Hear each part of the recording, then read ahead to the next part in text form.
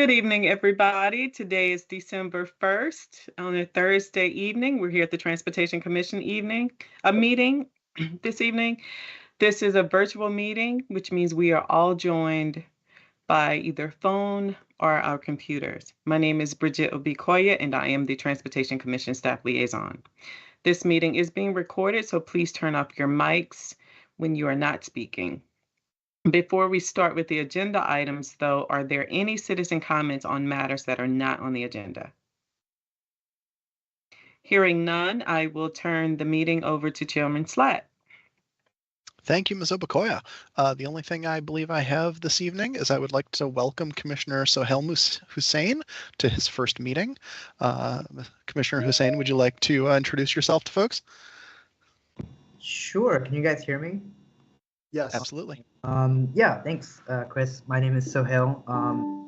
I guess a quick introduction. I'm a second-year master's student at American University here in DC. I've been living in Arlington for about five or 6 years now. My focus is in transportation policy, so I'm interested in public transit, passenger rail.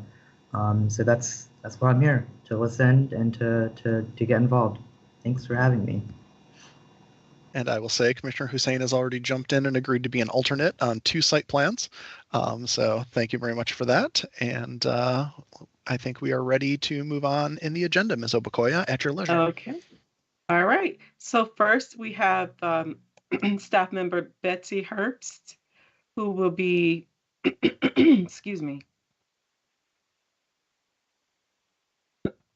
who will be speaking on the abandonment of a portion of the original North Quincy Street as a public street subject to a reservation of an easement for existing public and private utilities.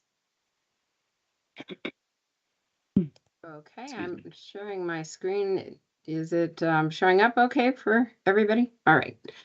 Yes, thanks for the introduction. I am Betsy Herbst. I'm with DES Real Estate Bureau. I have come to your meetings before, but not in quite a while, I guess. So it's nice to see everybody. The item I am here on tonight is just to give you some perspective. It's the county's Quincy site, used to be known as the Buck site. It is across the street from Washington Liberty High School. And what we're discussing tonight is a portion of North Quincy Street and looking at abandoning that portion of the street as a public street. This is coming in as a request by the county manager to abandon an original piece of North Quincy Street. It is not currently constructed as a street and hasn't been used as such since I-66 and the bridge were built a long time ago.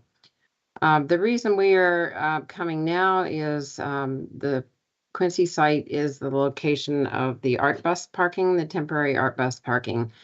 And for security purposes, there is a fence around those buses, but because of current zoning laws, that the fence across the front is limited to 4 feet high because of the paper right-of-way.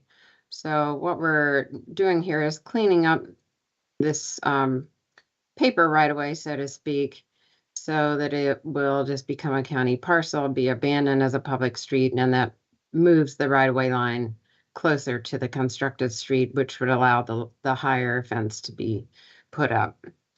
Currently, the area that you'll see here, I'll show on a map, is just part of the entryway of the site, and there's a grassy area. And as Bridget had mentioned, this abandonment will be subject to an easement for any existing public utilities. There are some underground storm of water drains. There's also some electric lines and telephone and phone poles. But here you see in the map that I have here, the area outlined in red is the original portion of Quincy Street. And of course, it doesn't look like a street anymore. The constructed street is how we know it, that goes across the bridge. And by requesting this abandonment, it will be should be consistent with the master transportation plan because that actually shows the constructed Quincy Street as a type E arterial street. So the area here, which is the paper street, isn't even showing on the MTP. So we would recommend, staff would recommend that the Transportation Commission determine that the proposed abandonment is consistent with the adopted MTP. Are there any questions? Great, thank you very much. Seems very straightforward. Any commissioners have any questions before we move forward? All right, seeing none, then I move that the Transportation Commission find that the proposed abandonment is consistent with the Master Transportation Plan, and furthermore, that the Commission recommend that the County Board adopt the ordinance to abandon a portion of the original North Quincy Street as a public street, subject to a reservation of an easement for existing public and private utilities, as outlined in our draft board report dated November 14th, 2022. I'll second it. Seconded by Commissioner Brose. Is there any discussion of the motion? All right, seeing none. Oh, I've lost. There's my spreadsheet. All right, we will vote on that motion. This is the Quincy Street. Commissioner Brose. Aye. Is Commissioner Nolan here? I don't think so. Nope. Commissioner Lantelmi? Aye. Commissioner Locker? Aye. Commissioner Ludlow? Sorry, aye. Thank you. Commissioner Muradovic? Aye.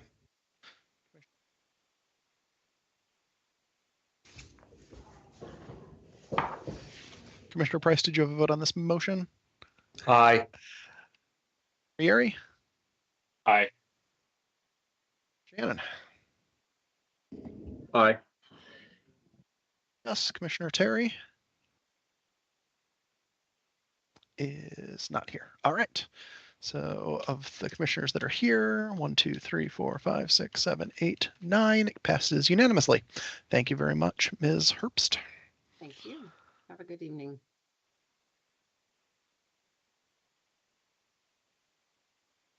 Okay. Next on the agenda, we have Boston Macy site plan with Dennis Sellen.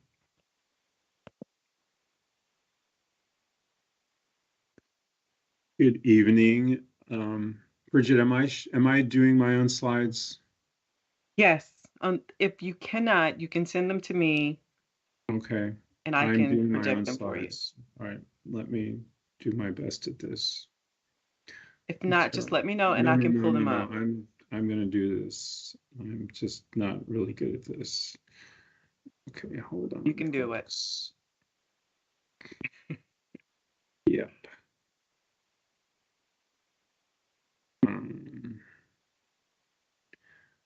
Okay. There you go.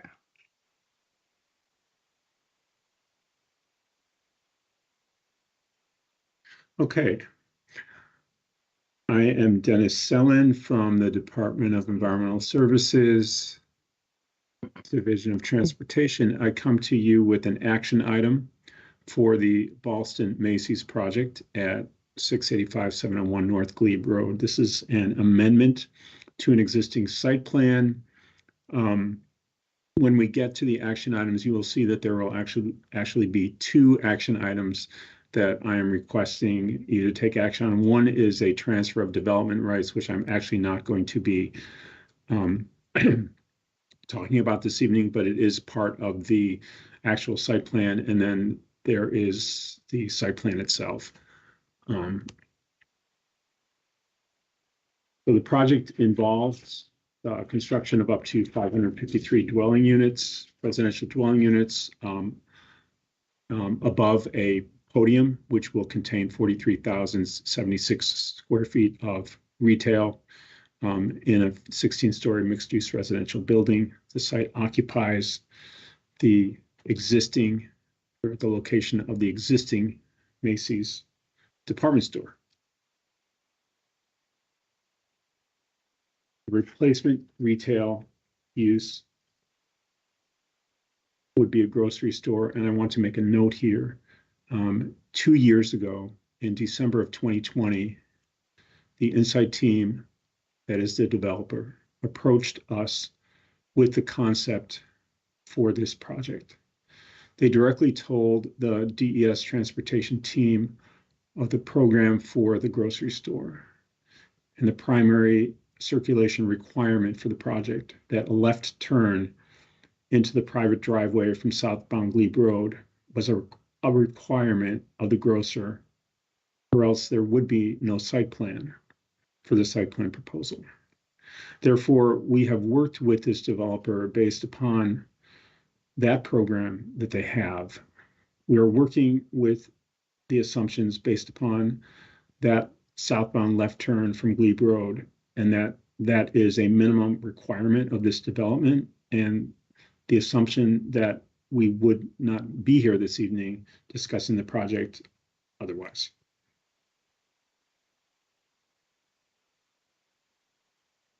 The parking, the project that the applicant is proposing, is 238 residential spaces for the 553 unit residential building, which is approximately a 0.45 parking ratio, with some additional spaces being made available in the Boston Point building. This amount of parking is very comfortably within the county board guidelines, which were adopted in the 2017 multifamily parking guidance and for parking within the metro corridors. The retail parking is 99 parking spaces, all of which are above grade for the 43,000 square foot grocery store, which is about one space for 435 square feet of retail, plus an additional 42 compact spaces, as well as the use of the existing Boston Quarter parking garage. And the applicant is requesting a modification to the zoning ordinance requirement for the reduced amount of retail parking that is being provided. There's a misspelling there. The loading for this site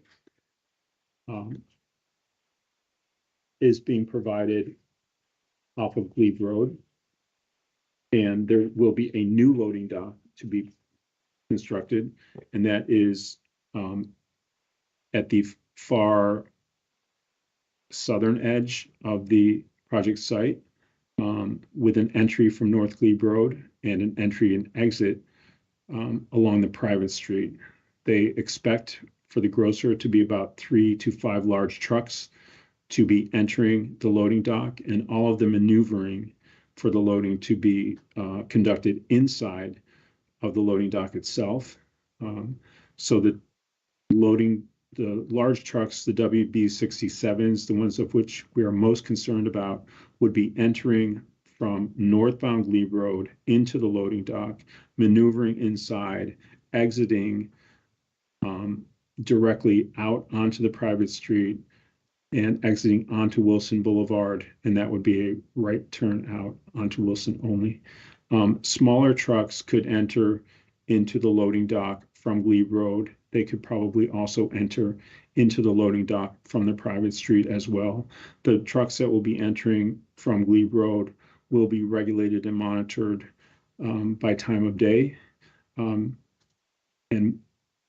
that may be discussed a little bit later in the presentation.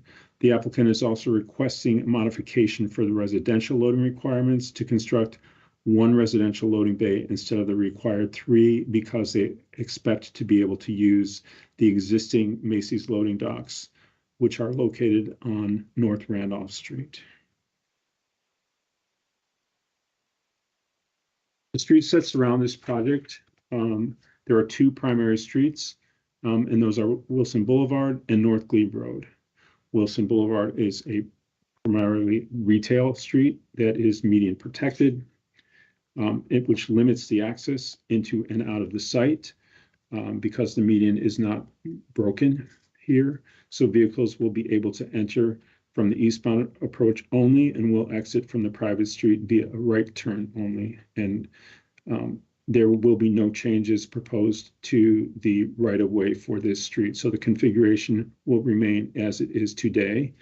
North Glebe Road is an urban mixed-use state highway. It's owned by the Virginia DOT, but its day-to-day operations are managed by the county. And this primarily involves signalization as well as on-street parking. Again, there are no changes proposed to the actual dimensions of the roadway, but the applicant does propose to add a new left turn lane, which will change some of the lane widths in the street that to accommodate that 75-foot long left turn lane to the southbound direction, which allows the left turn that I've described previously, and that would permit cars to turn into the private street that provides an entry into the grocery store garage. You will be hearing greater discussion of pretty much everything that I'm talking about on a policy level. You'll be hearing much more discussion on a granular level from the applicant. Traffic operations and the multimodal traffic assessment. The DES team had expressed some concern about the project's impacts on traffic operations and safety, and we expressed them in 4 primary areas. And one was the impacts on the proposed left turn into the site. Our concern was that the length and the capacity of this left turn pocket would be insufficient for queuing of the proposed left turn pocket, and that it would cause traffic delays and safety concerns. These 4 concerns, of which this was the principal one, were addressed in a supplemental MMTA, which the applicant provided to us in August. You should all have been provided a copy of that supplemental document. And in that document, the applicant provided sufficient analysis to us to demonstrate that the queuing and the traffic on southbound Glebe Road would not reach unacceptable levels during peak periods. Our second concern was regarding pedestrian safety, and that's particularly, of course, at the intersection of Glebe Road and 7th Street / the private street, that this new left turn pocket would impact pedestrian safety because of the introduction of this new vehicular movement that did not exist previously, as well as the increased traffic, and that it would negatively impact pedestrian safety. The applicant demonstrated ways to increase pedestrian safety at this intersection, and those include the implementation of a leading pedestrian interval that gives pedestrians a head start into the crosswalk before vehicular movement. There is a no turn on red from the private street onto North Glebe Road. No left turns out of the private street will be permitted. There is also a commitment which is enshrined in a site plan condition to study the feasibility of adding a nose on the south median at the intersection. Pardon me, that is not enshrined in a condition, but there is a commitment to study that nose. And then there is a commitment which will be enshrined in a condition to monitoring the conditions to assess traffic and safety at regular intervals after the project is constructed, and to implement mitigations as necessary to address any traffic and safety concerns. Our third concern here was the location of the garage entry and the vehicle queuing.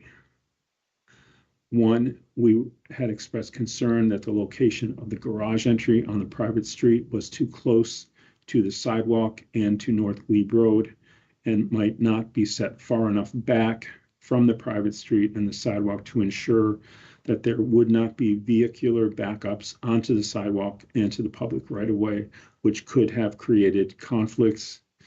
And the resolution of that is that the applicant revised their design to shift the location of the parking access on the street to the north, on the private street, to the north, to allow more room between the driveway and the intersection of North Glebe Road and the 7th Street private street.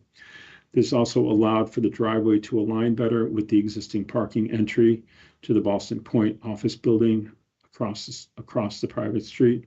Additionally, the applicant has set the garage gate and entry further back within the garage itself, which provides additional queuing space within the garage. And our fourth concern in the area here was with respect to loading issues, that the introduction of the large WB67 trucks, which are 53 feet long, unloading perishable merchandise 3 to 5 times per day into the site, raised concerns among staff.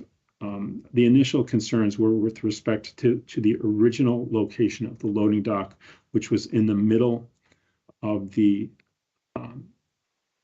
site, which would interrupt a continuous street wall and streetscape, losing an opportunity for an enhanced pedestrian experience. Further, staff raised concerns about the way that the large trucks were required to enter the loading dock from North Glebe Road. Originally would be from a far lane, crossing over 2 lanes of traffic. And finally, staff expressed concerns about the large trucks exiting the site onto the private street, potentially swinging into the pedestrian zone. And the applicant, and this took place over a great deal of meetings throughout the summer, the applicant redesigned the loading dock to move the North Glebe Road entrance east to be closer to the Ballston Quarter building and at a more natural break in the block. This location allowed for the pedestrians to have a greater distance between the loading driveway and the street crossing. Additionally, this movement combined with the shifting of the loading exit would allow for large trucks to enter the loading dock more easily from the center lane instead of from the far lane, and that leaves the curb lane, which becomes a parking lane during the off-peak hours, as a buffer lane for the trucks to enter adjacent to, and we will limit the loading hours for the large trucks to the off-peak periods so that they will be entering the garage adjacent to a parking lane as opposed to adjacent to a moving lane of traffic. The applicant has also agreed to a condition that always requires a loading dock master on site when deliveries are made, a cap on loading deliveries during peak hours, which I just said, and monitoring to give the county the ability to require additional safety measures as needed. Excuse me for that long slide. And I conclude with the recommendations from the staff report. As I said, this is an action item. The recommended actions are to approve the resolutions, and this is about the transfer of development rights, transferring the 236 residential units from 5100 7th Road South, the sending site to 685 and 701 North Glebe Road, which is the receiving site, and additionally to adopt the attached ordinance to amend Site Plan 193 to permit the construction of up to 553 residential dwelling units and approximately 43,076 square feet of retail GFA located at 658 and 701 North Glebe Road, with modifications of the zoning ordinance requirements, including additional density, reduced parking and loading requirements, density exclusions, and other modifications as necessary to achieve the proposed development plan, subject to the conditions of the attached ordinance.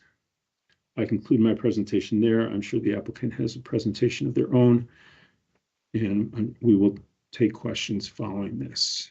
Thank you. Thank you, Mr. Sullivan.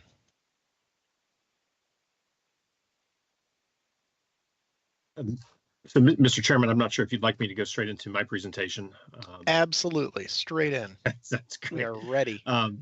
Very good. Well, good evening. And Sarah, I don't know if you want to pull up the, if you can share your screen. Good evening, members of the commission. My name is Andrew Painter. I'm a zoning attorney with Walsh Colucci. Our firm has been working with Insight Property Group on the redevelopment of the Ballston Macy's for the last couple of years. It's been a very interesting experience. We knew that transportation issues were going to play a front and central role in the proposed project. And so what I'd like to do is sort of start at sort of the high level. I'm going to turn it over to Sarah to kind of, elaborate on a couple of the comments that I've made. Then we're going to turn it over to Dan Van Pelt with Grove Slade, who is our transportation engineer, to sort of walk through some of the minutia on the issues and the solutions that we provided. So Sarah, if we can go to the next slide, just sort of start off at the high level. This is the mega block, as many of you all know. It is surrounded from the apex of Wilson and Glebe Road to the west and North Randolph Street to the east. There are stoplights along Wilson at Wilson and Glebe, at North Stewart and North Randolph, and then along Glebe Road, along at 7th Street North and Carlin Springs Road, and again at North Randolph as well. But there's very little porosity between this block. It's just, it's one large one.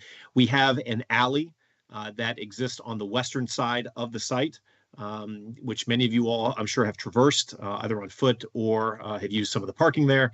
But it sits between the Point office building to the west and the Macy's building. If we can go to the next slide. So just a reiteration of the proposal. This is a 4.1 site plan amendment to redevelop the Ballston Macy's site into a 16-story grocery store anchored mixed-use building.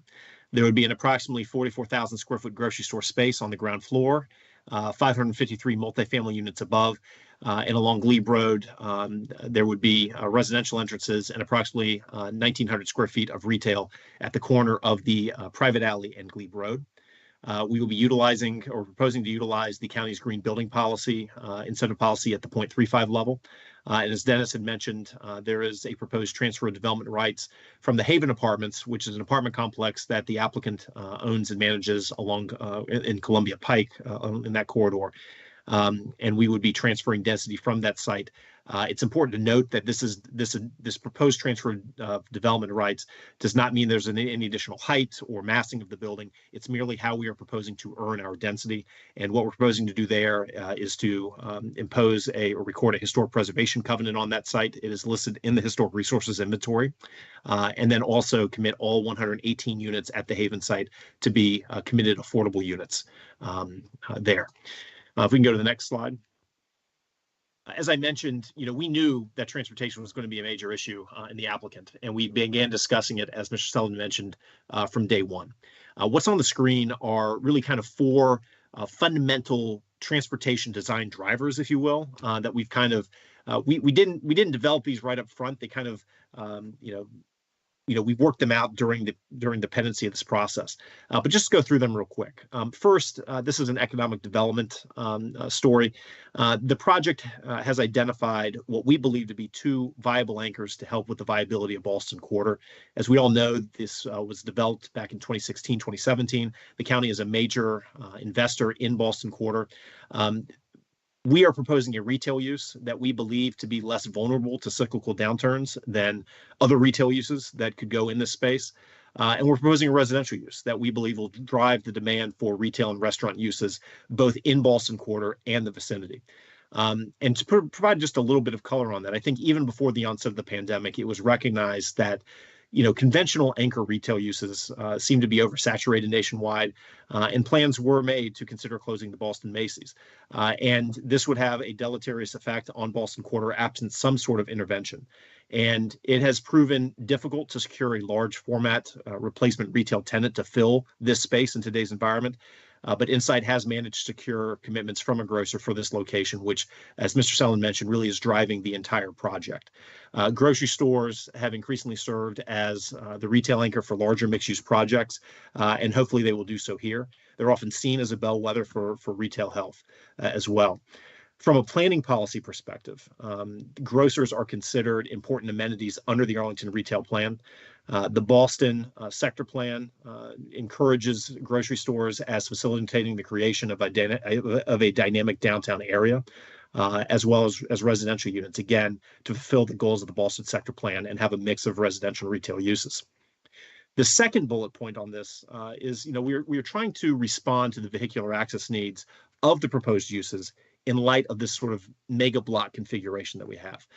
Any new retail use that goes on the site, be it a grocery store use, be it some other retail use, they're going to have certain design imperatives. This site is surrounded on 3 sides by streets. It's surrounded on a 4th side by a shopping mall. And while the Boston Macy's has been able to survive on this site from a functional perspective, and Hex before it as part of the Parkington Shopping Center, it is not easy to accommodate a new Class A retail use in today's environment, just given certain design parameters. And so that's naturally led us and kind of forced us to form partnerships with our adjacent owners. That includes Brookfield, which is the owner of the mall to the east, and the Point Office Building to the west. And this leads to the third bullet point, which is we have really, staff in the community really challenged us to look for ways to reuse existing infrastructure to, number one, help disperse traffic, and number two, mitigate some of the impacts of new construction on our carbon emissions. So as Mr. Sellon mentioned, this includes utilizing the existing loading docks and the service corridors in the existing county garage and beneath the mall for residential loading. It includes using the existing Point Office Building ramping system to get into our residential parking garage, which sits below our building. It includes sharing overflow residential parking with the Point Office Building during off-peak hours, and then using the county parking garage for the type of parking that doesn't need to be immediately proximate to the grocery store or to the residential building, things like employee parking and overflow parking. And lastly, I think the most important of all of these, we really need to find a way to balance the proposed anchors requirements while simultaneously addressing county policies and community needs. So trying to attract a grocery store use to this location, it's tough in any environment, but it necessarily imparts certain design requirements. These are things like ensuring that loading and customer parking is immediately adjacent to the store. Things like having full pedestrian access to the mall and around the block that's safe and convenient, and having vehicular access to the store along both Wilson and Glebe Road. Sarah will talk through those in a bit more detail. But it doesn't mean it should be a one-way dialogue. A balance in this situation simply has to be achieved, one that addresses the grocer's reasonable requirements while addressing the community's planned expectations. So our goal, I think, from the outset has been to strike that balance and to use this process as an opportunity to provide safer pedestrian connections around the site and a balanced outcome for everyone. If we can go to the next slide, Sarah. So that leads me to this slide, which is, we have heard a consistent refrain that we should do what we can, wherever we can, to connect both sides of North Glebe Road, to enhance pedestrian safety wherever possible, to green it wherever possible, and not have this road act as a barrier bisecting the community. Now, frankly, we cannot narrow Glebe Road. We are a small portion of Glebe Road. But what we can do is to give people a reason to cross Glebe in a safe and effective manner as possible. So what does that mean from a land use perspective? I think it means that, we are introducing a reason for people to want to come over here. We're introducing a viable anchor grocery use. We are activating the Glebe Road frontage with retail and with retail equivalent uses in what is today a blank wall along Glebe. From a transportation perspective, I think it includes things like eliminating pinch points all around the site, providing more generous sidewalk and shade opportunities, and then with the intersection of Glebe and North 7th Street, having certain intersection safety improvements and signal modifications to make that crossing as safe and effective as possible.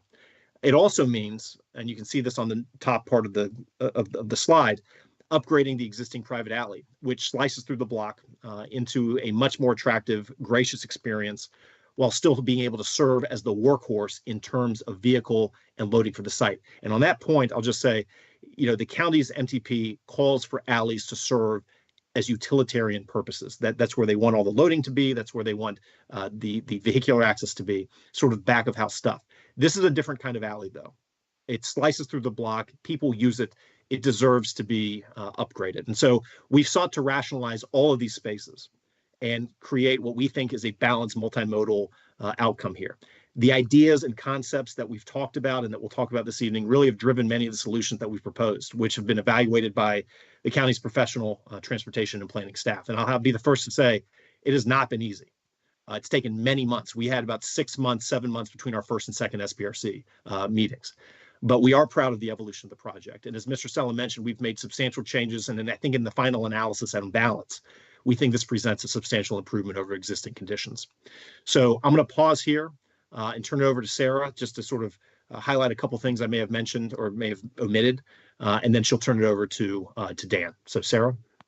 Yep, thanks, Andrew, and hello, everybody. Appreciate the opportunity to be here. I think just building on what Andrew said, I think we've tried to develop and deliver a site plan that rationalizes and regularizes sidewalk spaces both on Wilson Boulevard and Glebe Boulevard, Glebe Road, which currently are not regular and not particularly conducive to kind of pedestrian movement. The Glebe Road sidewalk will be a minimum of 10 feet, and the Wilson Boulevard sidewalk will be 10 feet plus a 5-foot shy zone.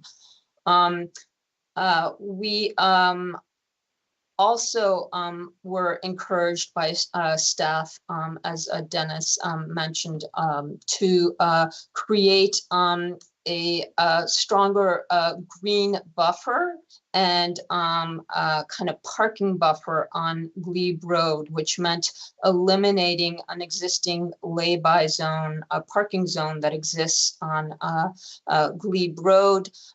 We will have, or we are proposing to convert 3 existing parking spaces that are on Wilson Boulevard on kind of the western edge of our proposed building into kind of a short-term drop and lay-by zone for residents, grocery users, and our delivery trucks. Moving on, as it relates to kind of the complexity of balancing all of these modal users through the space, one of the critical partnerships we have is with the owner of the Ballston Point office building. You may be able to see kind of the dotted line here, in which portion of the alley is on the Ballston Point property. Most of the alley is kind of on the existing Macy's property. So to deliver on the activated and reconfigured alley, we had to partner with the Ballston Point office building. And also it really gives us the opportunity to unlock parking for this building. We are able to create access to below grade parking for the residential by accessing the existing garage parking ramp and moving through the office building garage into the residential garage. And that allows us to park the building. Otherwise, if we were to access the parking directly through the proposed building footprint, we would lose significant parking, and really the residential parking would be much more difficult to achieve. I think Dennis spoke a little to this idea that as we have been considering the project from its inception, we felt strongly that a grocery use would be a strong anchor for the redevelopment of this project. But the grocer and any other kind of viable non-restaurant retail use has some imperatives as it relates to how the customers reach the store. And those are, pretty intuitive, but critical to the success of that retail enterprise. So certainly being able to visually identify the store and how to get there, and instantaneous clarity on kind of wayfinding to the parking and to the entrance. As we think about our commutes home, often we think I need to pick up some eggs or some milk, and the ability to kind of capture and accommodate that spontaneous traffic is critical. certainly the grocer would be at a competitive disadvantage if not able to kind of easily provide access and capture that spontaneous commuting traffic. Ultimately, they will not capture the customers that they need if there is too much wayfinding or burden to access the site. So that is what kind of drove our initial conversations with the county and drives the requirement for a left turn from Glebe Road into the site. As we also think about the grocery and retail use and the residential use, I think one of the things that the grocer is most excited about is the access to fantastic existing transit facilities and in this neighborhood, and certainly thinks that they will capture significant traffic from kind of the metro and from the other kind of transit modes that are available to folks coming in and through Ballston.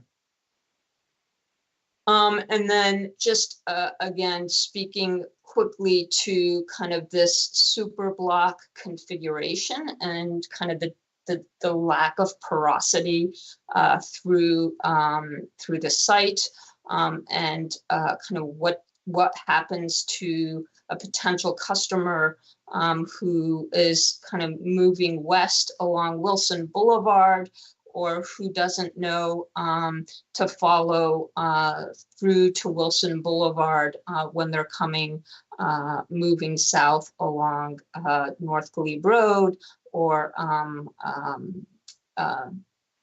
so I will hand it over to Dan Van Pelt, who can speak to this a little more and get into the nitty-gritty of the circulation and transportation solutions that we're proposing. All right, thanks, Sarah. Again, Dan Van Pelt with Grove Slate. Nice to be with you all virtually this evening. So great site for a grocery store, great site for 500 additional residential units, takes advantage of the transit access, the density, the walkability here. It helps enhance the retail of Ballston Quarter. Our big challenge is that as Sarah talked about, for the grocer to be successful at this location, we have to solve for that vehicular access. And so I think that's what this diagram shows you. If you're coming from the north or coming from the west, the green arrows show how you can come in and turn right in off of Wilson Boulevard today. That's how the site access works today, as you come in right out off of Wilson. But if you're coming from the east, you're following that red path. And you get to the site, you can't turn left, you can't U-turn, so now you're going around the block to Glebe, you're coming around the site, around the corner, you've now passed another retail where you can buy groceries, you can't turn left into the site, and you're pretty much, now you're down Glebe Road, you're passing another grocery store, and you're frustrated because you're kind of stuck in this loop going around the mega block that is the Ballston Quarter.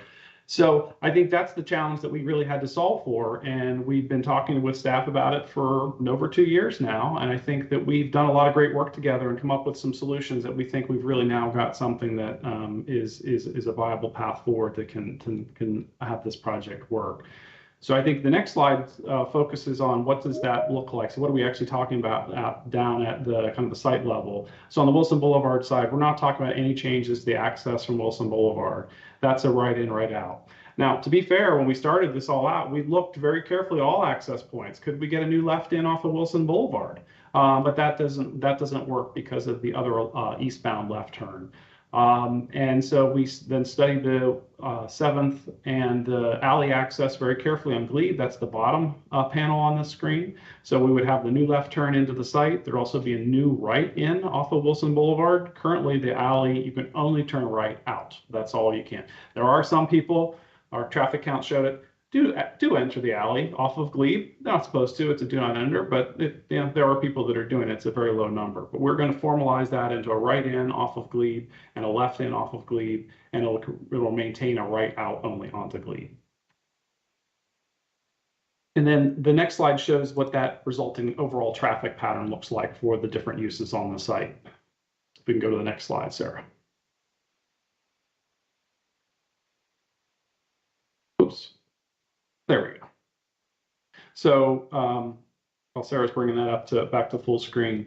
So the pink actually shows what the retail route would be, the retail path to get in. So you'll be able to turn left in off of Glebe, turn right off of Glebe, and you'll be able to come in, right out off of Wilson to get to the retail garage. And so we've denoted that as full access because the traffic pattern in and out of parking for the retail will be able, for the grocer, would be able to go either direction on the alley. Now, one of the things that we did study very carefully, and it's part of the management plan that we've worked out with staff, is that the existing office that comes in off of Wilson Boulevard today, rights in, and goes into their parking access, that is going to remain a right-in only to get into the office. That's also going to be the access for the residential. We can manage that and enforce that pattern through the parking control system. So if you are a residential tenant, or you're an office tenant and you enter the alley off of Glebe, you are going to be not going to be able to access the parking garage. And it will also be put in leases that you must enter the site off of Wilson to get into the parking garage. So we believe that that's a way we can handle that and manage that, and willing to put that as part of a site plan condition. Now, moving on to pedestrian circulation, the circulation around the site is very similar to what it is today, but we're going to greatly enhance it. So the next slide, as we move on, shows what that looks like today on Glebe Road. I think we're all pretty familiar with it. Major pinch point that's created by the Macy's box. It's not very friendly there, and it doesn't really give you a great landing spot if you're crossing Glebe Road. On the Wilson side, it's more generous sidewalks there, but you've got this big blank facade as you walk past there. If you flip as we go around the corner into the alley, you're met with this awning there that you walk under at the head of parking spaces. That's where a lot of the pedestrian flows go, but there's also people that walk along the western side of the alley up against the office building, and you're stepping up and down on curbs, and it's not really the most hospitable pedestrian environment. So what we have designed is a multimodal alley. This rendering shows what it looks like as you come in off the alley. On the north there, on the top panel there, it's coming in off of Wilson. The south side is coming in off of Glebe. It will be a all flush curb sort of environment, but it will be differentiated with in the paving materials as to where the vehicular way is and the pedestrian way is. Now it's a curbless space, so a pedestrian could wander out into the vehicular space of the center of the street if they felt that they wanted to do that and the vehicular volumes are low. But the spaces where the pedestrians that are set aside on either side are protected by bollards, and the vehicles won't be able to travel into that space. And this just shows it in cross section. So we have two-way traffic flow. We have the bollards, and then we have the pedestrian zones on either side.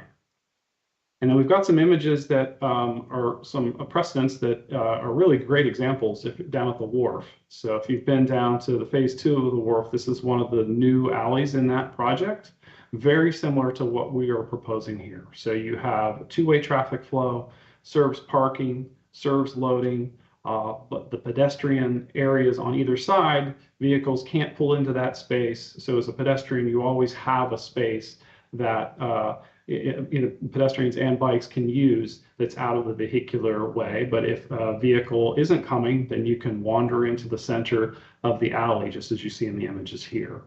And I think this is another couple images that show that how this area is a shared space, and that you have loading trucks that are happening off of it. And this is again another example from the wharf. Now jumping out to Glebe Road. As has been described, we're adding a new left turn lane to allow lefts into the site. This cross section is a little bit deceiving. None of the traffic lanes are going to be wider than 11 feet, but the 13.5 feet includes the gutter pan and the curb. But this shows how we would accommodate the new left turn, and we would maintain a median in the middle of the street.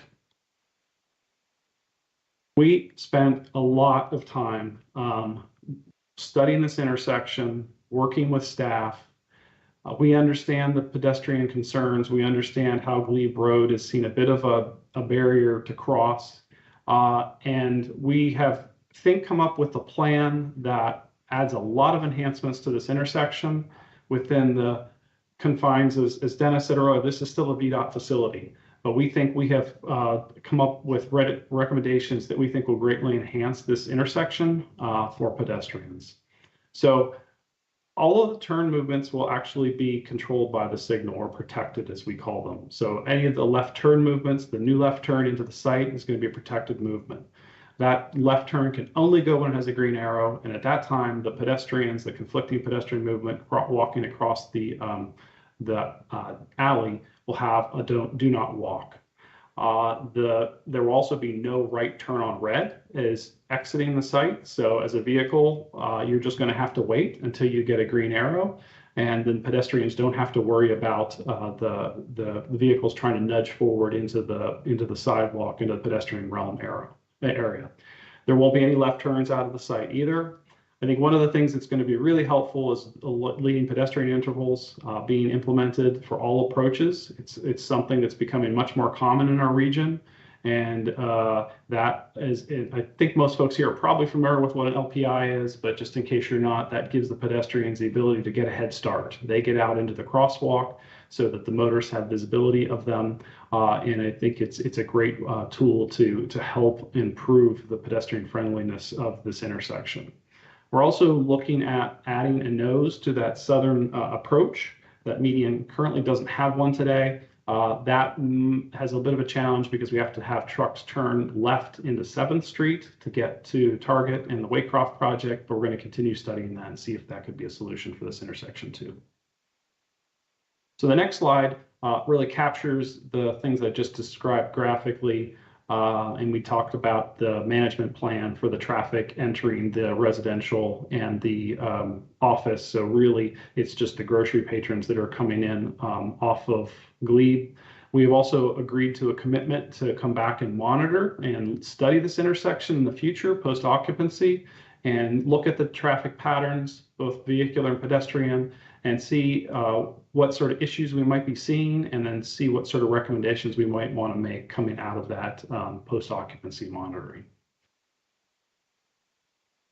So for bicycle circulation, this slide shows the circulation around the site and how they would how they access the building through the parking ramp. And I guess we can talk more about how to access the parking through the elevators. Let's move into the next slides. We're meeting the zoning, the county requirements for the long-term and short-term bicycle spaces. They will be accommodated in the parking garage for the long-term, but for the short-term is what's here in the ground level plan. The orange areas there show where we would have the short-term bicycle spaces out in the public realm. Up at the top there in the upper right-hand corner, you can see a little pink box. That's also where we're proposing to provide space that would accommodate cargo bike parking. This is moving up above the grocery store where the grocery parking level is, and the bicycle parking for the long-term spaces for the grocer would be on this level. That's the orange box over there on the right. It also includes where the showers and lockers would be located. Going down below grade, this is a typical floor for the residential parking garage, and in the orange box there shows where the parking would be on the G1 level. There's also there's a larger proportion of long-term spaces on the G1 level. There's also long-term spaces on the G2 level. Moving to vehicular parking, we have a total of 238 parking spaces for the residential. As Dennis said earlier, that's a 0.43 or 0.45, somewhere in the ballpark parking ratio. The zoning ordinance would have us over 500 some spaces. According to the residential parking guidelines, we could go down to a 0.3 in this location, but at a 0.43, we're very comfortable with that meeting the needs of this project, and it's significantly lower than other residential projects that are nearby. And on the retail side of things, the grocer wanted about 200 parking spaces. We are just about meeting zoning with 141 parking spaces. And that's really that is really the floor for what would be acceptable for the grocer at this location. We also have the ability to share some parking spaces in the Ballston, the Point office building, as Sarah said a bit earlier. And that's 11 spaces there. So this shows how those two below grade levels, the new levels that would serve the residential, connect to the existing Point office building. So there'd essentially be a knockout panel, but they would use the same access ramps to get down to the residential parking. This is the parking level above the grocery store. So that would be, they'd ramp up from the alley, and this shows that the vehicular parking above the grocery store. Switching over the residential loading, the phase 1 building is the building that would be on the Wilson side or the northern side, so on the right hand of this image, and they would be using the existing loading that serves the Ballston Quarter Mall and connect through a service corridor there. The next slide, where the southern building of the phase 2 building would share the same internal service area as the grocery store, and that will be served off of Glebe Road in the alley. Now, the pattern for the tractor trailers and the retail grocer was studied very carefully. We had numerous iterations on how to accommodate this. And as Dennis said earlier, the access point for the tractor trailers was shifted to the very east or south of the site. So you see that on the right of this image. And that will be for tractor trailers and grocery delivery trucks to enter head first. They will head first into that driveway. They will do their maneuvering internal to the building, so no backing in the alley. And then when they leave, the grocery tractor trailers will leave and head out to Wilson Boulevard. The smaller box trucks would have a little bit more flexibility. We're agreeing to a loading dock coordinator, a loading dock manager, and we're currently working on limitations to the hours of when the loading deliveries could occur, but there wouldn't be any during peak hours. And there was a multimodal transportation study that was prepared for this project. There was initial MMTA. After reviewing with staff, there was a revised MMTA. And as Dennis said, there was a supplemental MMTA that was also prepared as we continue to look through and really study very carefully this left turn access into the site and the changes to the 7th and that alley intersection. And we actually even did a traffic simulation for this one. So we went really studied it in detail with staff. What we found is that with what's proposed, we can really mitigate the impacts with the signal timing adjustments and the modifications that we're proposing to the signal. In addition to the changes that we're talking about with the signal operationally, but also the site design elements really help mitigate the impacts of the project. There'll be a TMP and a loading dock management plan. And so the last slide I'll end with is the transportation management plan. This is the framework for it. Let's flip to the next slide, Sarah. The TMP, this has the elements of the TMP, and I won't go through all of them. It's a pretty typical TMP of what's expected in Arlington County. So with that, I believe it concludes our presentation. I know it's a bit long, but there was a lot of ground to cover here. So appreciate you all listening to it, and we'll be here to answer your questions. All right, thank you very much. Commissioners, go ahead and throw your hands up if you have comments or questions. I would love to start with Commissioner Yeri, though, if he wouldn't mind. He was our site plan review committee rep on this particular project, and I would love any thoughts that you have to kind of kick us off, set any context, that sort of thing, Commissioner Yeri. Chairman Slack, we do have one comment on this item. Right, Would you like citizen to hear speaker. that first? Thank you. Let's do that first. Okay, we have Mr. Bernard Byrne here to speak with us, and you are limited to 3 minutes, Mr. Byrne. Yes, thank you. I first of all wanted to just mention that the grocery store really isn't needed in that area. The Harris Teeter is just 1 block away. If you want to be near Metro, the Virginia Square Metro Station has a giant 1 block away. I mean, so let's not say that this grocery store is really needed. But anyway, they get to transportation issues. The private street at those, in the new building, between the building and the Point, will connect Wilson and Glebe. This will be the same level of the sidewalks of the street as the applicant mentioned. It'll be the same level as Wilson and Glebe. A row of bollards on each side will separate the street from the sidewalks. No curbs will separate these. The present alley has curbs. The applicant expects that trucks, automobiles, bicycles, and everything else will all use the street. However, many will use the street as a shortcut between Wilson and Glebe to avoid traffic signals. This is only possible now in one direction.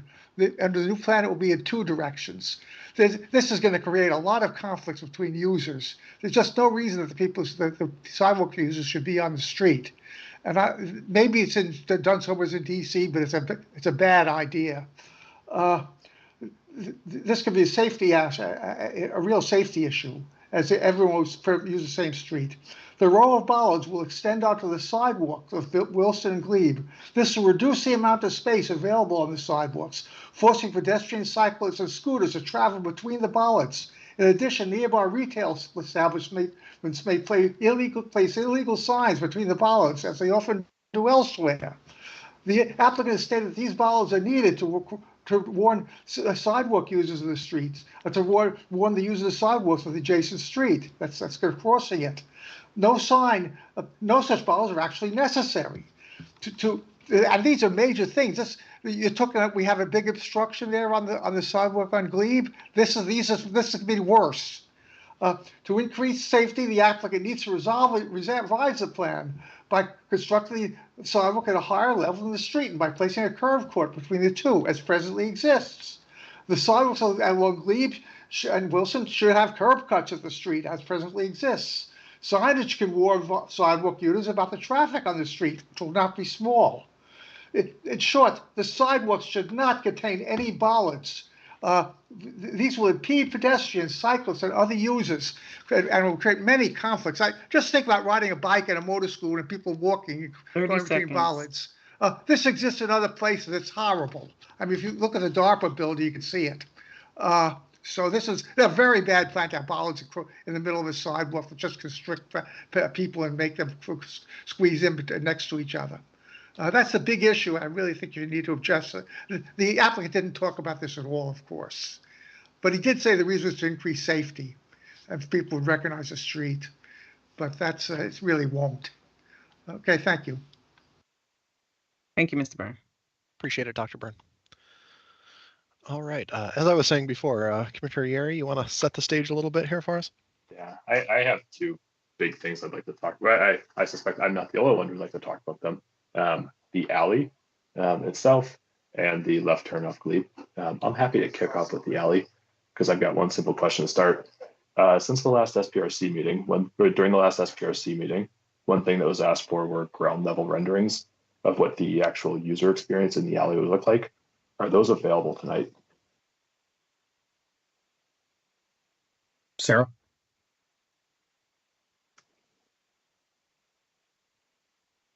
Sarah, are you there?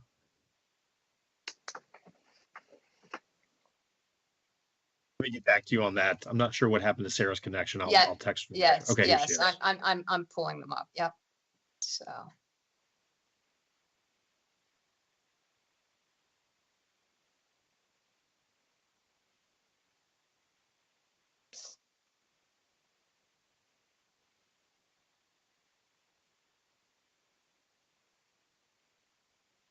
So these are kind of the renderings that we have that explain kind of the user experience, show kind of the bollards, the separated and space for pedestrians to move through and kind of vehicles to move through. We haven't. Are you? I'm not sure if you're sharing your screen yet, Sarah. Sorry. Yeah, we can't see. Apologies.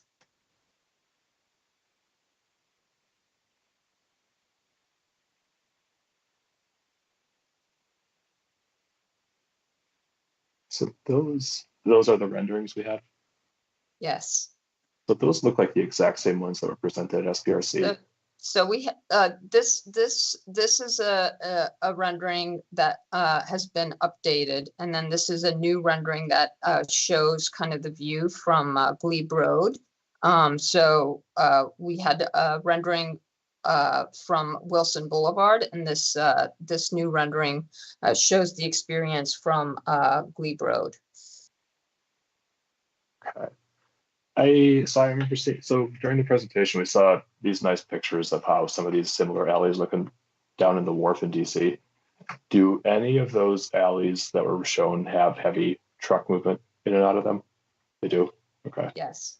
So how does that work? I mean, how does, like, as a pedestrian, a place I usually don't like to be is near semi-trucks as they're operating and moving in and out of places. How does that actually work in an alley this tight when you've got, heavy grocery store trucks moving in and out, making deliveries, making drop-offs, and making those complex movements in here? How does that interact with pedestrians within the alley, and how do you do so in a safe way? Just given what we're showing here.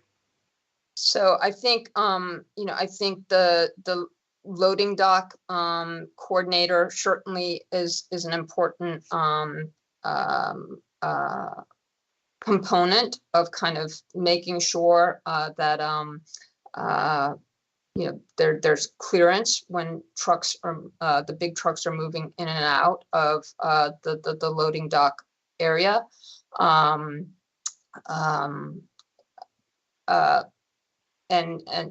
no, I think that's a critical component. Certainly, creating kind of segregated pedestrian spaces, indicating the transition between the pedestrian kind of route and the loading dock. So for instance, we'll have a bollard that stands kind of in front of the loading dock to kind of indicate that transition from kind of sidewalk to loading dock area. The other thing I would add to, just Sarah, if I may, just the other thing I would add too is that the image that you're looking at here at the wharf, and maybe we could zoom in on it a little bit, that loading, those trucks are actually backing off of this alley, right? So they're backing off of this alley. We're not going to have that condition in our alley. So from a cross-section standpoint, this is similar in terms of the travel way and the space that's protected for the pedestrians on either side. But the tractor trailers will be pulling headfirst in off of Glebe Road. And when they go to leave, they're going to be pulling headfirst out into the alley to leave. So that is one thing that is certainly very helpful. And when we can avoid that backing, and anytime there's pedestrian traffic, we want to try to do that. But that is something that is going to be helpful in this project is that we're not going to have that backing in the alley. Well, Dan, just to be clear as well, I mean, as far as the larger semi-trucks, they're 4 times over a 24-hour period, and we have agreed to a condition of approval that prohibits the deliveries during peak hour AM and PM peak hours. There has to be a loading dock manager on site, when the deliveries are made, and then dimensionally, I think we've run the auto turns on this to show that it's not an issue pulling in and out. So I guess the question was, how the space for it, how is it possible that it can work? But I think that we've shown that we can, or that it can work. Yeah, we've analyzed all of these trucks using the truck maneuver and using auto turn, and that tool is actually rather conservative. So if we could do it comfortably in auto turn, that we know in reality it can be, the movements can be accommodated. Great. Kind of not a follow-up question, but a question still related to the alley and kind of ties into the left turn lane addition to Glebe Road as well. So this is presented, rendered, and displayed as a effectively shared alley.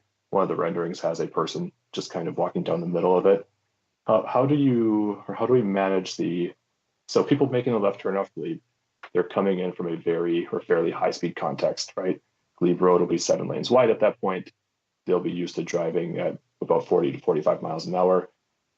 How do you manage to slow people down and force them to actually drive slowly into that alley, especially if this is supposed to be a shared context or a shared alleyscape? I think one of the, you want me to take that, Sarah? I think one of the things that we have incorporated into the design is that the Glebe Road driveway, maybe we can pull up the one that shows all the improvements, that's slide 21. I think that kind of shows it. But the answer to the question is that what we have done, a couple things here is that will be essentially a driveway. So as you come in, you will have to slow down because you turning left off of Glebe are going to be hitting the driveway apron to go up to the flush level of the alley itself. So that will slow you down as you enter the site. We're also the alley itself. I mean, it's wide enough for two-way traffic flow, but no wider than it really needs to be. And I think that's the thing. We don't want to have the dimensions. We really don't want things to be any wider than they need to be, because the more generous the dimension, the more the motorist feels that they can move faster. But I think the main thing is really that driveway apron, and it's not really shown as well in this plan. It's hard to read it there, but that will be an apron as you come in and enter the alley. The other thing is that the crossing of Glebe there is going to be designed in a way that it will have curb ramps on either side of it. So if I'm a pedestrian, I get an intuitive clue that if I'm crossing the alley, I have to obey the signal, because I'm going down a curb ramp to the same elevation of the street and back up the other side. And that was intentionally done so that we are sending an intuitive indication to pedestrians that they must obey that signal. So they are going to see that signal. So in terms from a conflict standpoint. And Dan and Sarah, I don't know who the right person to speak to this, but just from a design perspective within the alley itself, we do have specialty pavers. It's not going to be an asphalt condition or a cement condition. There's specialty pavers. There'll be rumbles as well. And then with the bollards, it does create sort of that visual and then that audible cue that that you're in an urban location and you need to slow down. So it's mental as well.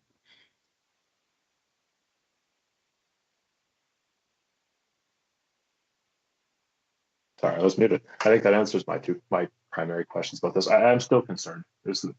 I appreciate the mitigation that's gone into this and the thought that's gone into this.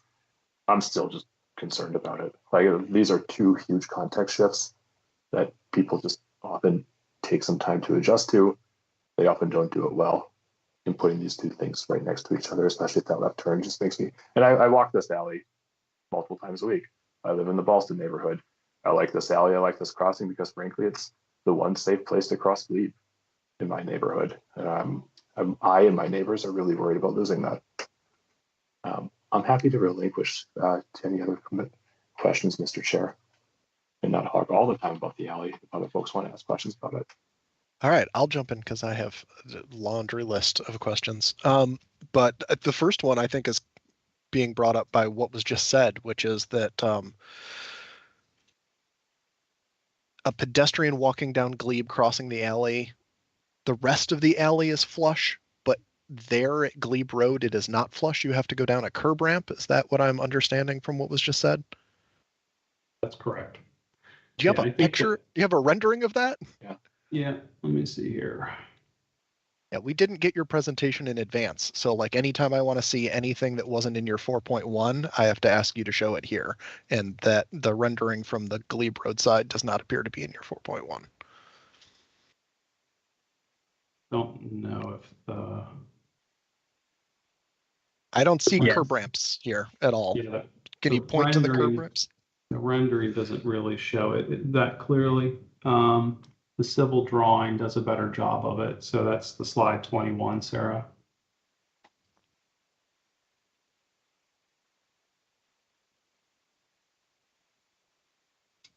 One more slide.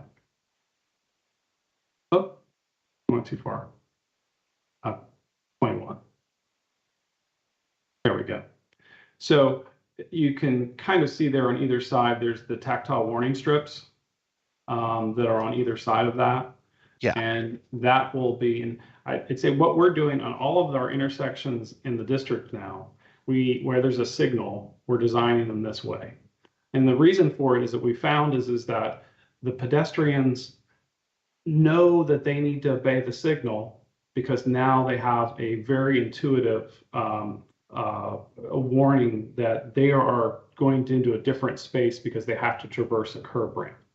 When there's not a signal, we want the sidewalk to stay flush across that. So the pedestrian always has priority in that instance.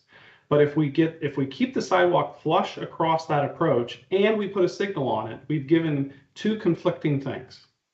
And that's what we have found in practice is to be something that has caused issues.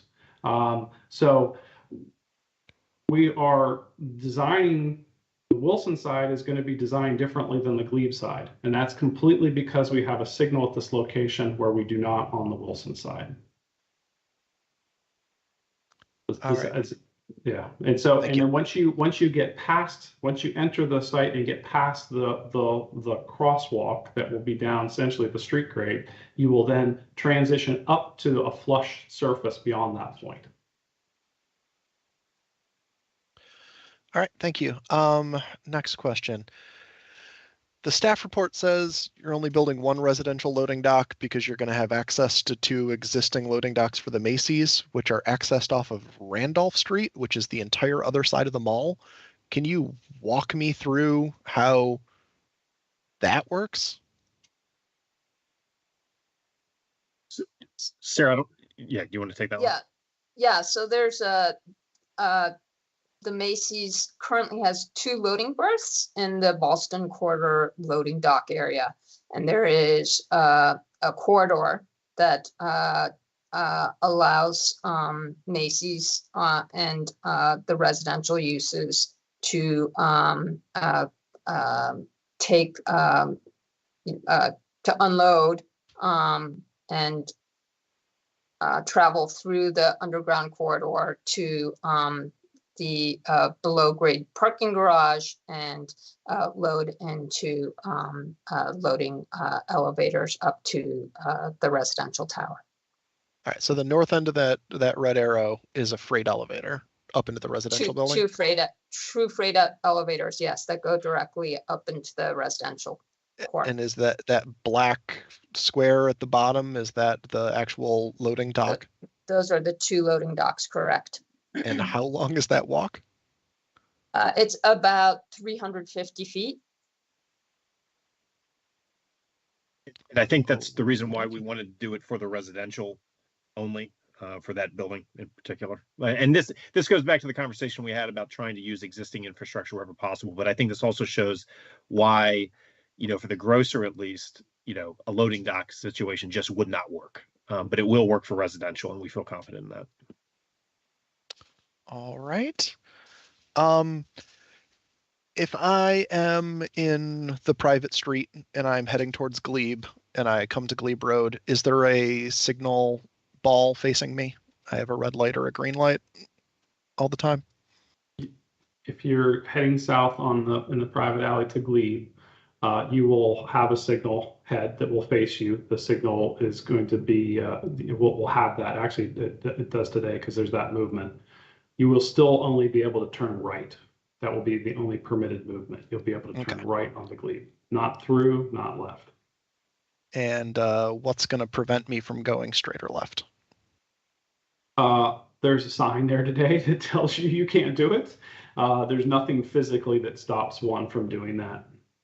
Right. I think right now today, the exit from the alley kind of urges you to the right. It's kind of curved slightly, right? But that has to go away in order for people to be able to turn in. Yes. That it does. I mean, it's really not. It does kind of urge you to turn right. It's a little bit of a wonky geometry for pedestrians and they're walking through this area, but it will have to be opened up a bit for the right turn in. But the intention is for it to operate as it does today. All right. Talk to me more about how it is that you're going to keep people in the office building and the residential parking from being able to come in from Glebe. I didn't fully follow what you're talking about there. So we've actually interacted with some parking operations consultants that there is the technology through the park system, to the parking access system, that either through transponder technology or license plate readers, what we would essentially do is put a reader on the Glebe Road access point. So if an office tenant or a residential tenant enters off of Glebe Road, and then goes into the parking garage, they won't have access. They're going to be denied access. So we can enforce it that way. It's also going to be part of leases, right? So it's going to be known and advertised, and everybody's going to be told, you cannot come in this way. And if you try to do it, you won't be able to get access in because the parking system won't let you access the garage. So Gotcha. we think that the lease commitment is a really strong commitment, and the informing all tenants is a really strong way to do it. But then we also have the measure of really enforcing it through the parking control system. Got it. And is there currently a site plan condition in here that requires that enforcement? Not yet. That we're still evaluating it, but not yet. Okay. I saw, I believe in the rendering that the building overhangs the east pedestrian area in the private alley a bit. Can you tell me what that approximately, it doesn't have to be exact, what that vertical clearance is, if I read that correctly? Yeah. Oops. Can you hear me? Yeah. Yep, absolutely. Yeah. So that's approximately 18 to 20 feet high. Great. That sounds great. I didn't fully follow. Can you walk me through if I roll up here on a bike, let's say from Glebe Road, because I'm taking my life in my own hands, and I want to park my bike to go into the grocery store. Actually, let's back that up. I work at this new grocery store, and I roll up and I want to securely park my bike for the entirety of my shift. How do I get myself and my bike to that long-term bike parking for the grocery employees? So there are three modes by which you would be able to kind of access this long-term parking for the groceries. Certainly, you can come up the ramp and access the parking. You also have the elevators, the grocery elevators and escalators that will take you up to the bike parking. All right, so I can come in that thing that looks like the main entrance to the grocery store, and that gets me to an elevator that'll take me up to that parking level? That's correct. Okay, great. And then the ramp you're referring to is the parking ramp where the cars go to park in the above grade parking? That's correct. And is that parking controlled at all? Like, is there a gate that a car has to like get a little ticket at or whatever? Yes, there will likely be a gate at the top of the ramp. All right. And is there a space for a bike to get past that, or do I have to like take a ticket as a person on a bike? For the grocery employee parking, there would not be a ticket for to use the bike facilities, and that's really the purpose of the bike facilities on this level. Right. So they can get around that gate, because we've had a lot of issues in the past where we designed fantastic bike parking in a parking garage. It's covered, it's secure, it's wonderful, and there's literally no way to get past the car gate without taking a ticket. We will discuss that with the grocer. It's something we'll keep at the front of our minds as we kind of further design this parking garage and the access arm. Great. Do other commissioners have questions or comments? I'm not seeing any hands in my people view. Question, Commissioner Lynn. Oh, who was that? That was me, Sahel. Sorry, I didn't raise my hand. Go ahead, Sahel, but next time raise your hand. Yeah, thanks. I had a question about the you guys mentioned that there's a no right turn on red from the alley onto Glebe, which I think is great. I just had a quick question. Is there going to be, did you guys think about a no right turn on red coming from Glebe going into the alley. I don't know, that's on slide 21. I don't know if you guys have thought about that, just because if there's, because people would be crossing like the alley on that side, and so people turning right from Glebe into the alley is there value in having a no right turn on red there, or is that not really something we're thinking about? Yeah, I think that one of the issues with that is that, and I'm not sure VDOT would allow us to do that without a right turn lane, which means that with the right of way would have to be larger than what we have to accommodate that. And then part of the reason why we have the leading pedestrian intervals is that it helps get those pedestrians out into the intersection before a right turner could even try to make their the right turn. But I think the bigger issue is the fact we don't have a right turn lane for those cars to sit in. So they really need to be permitted. But I mean, that's something we can explore a little bit further with staff and with VDOT. We were focused heavily on the pedestrian conflicts coming out of the site because it seems like that's where the biggest concerns were. But we'll take that comment back and explore that a little bit more. Awesome, thanks. Great questions tonight. You're up. Yeah, it's a good discussion.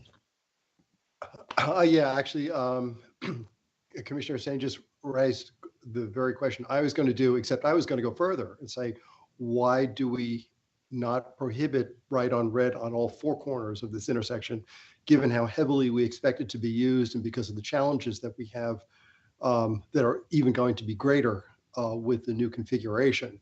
I'm a bit disturbed that VDOT doesn't allow no right on reds. It's so contrary to basic urbanism. In fact, I've noticed now the county I know is getting rid of them. At Highland and Wilson, it now is no right on red, which is great because it's right by the subway station. I was very pleased when that went up. This seems like a prime spot for no right on red on all four corners. We should be starting to train drivers that right on red is only for low density areas. I mean, I don't like it period. I think we should probably get rid of it countywide, but that's probably not possible at this point. But certainly here in the extremely urban areas, that should be done. So I think that should be pursued. I have another question about the parking.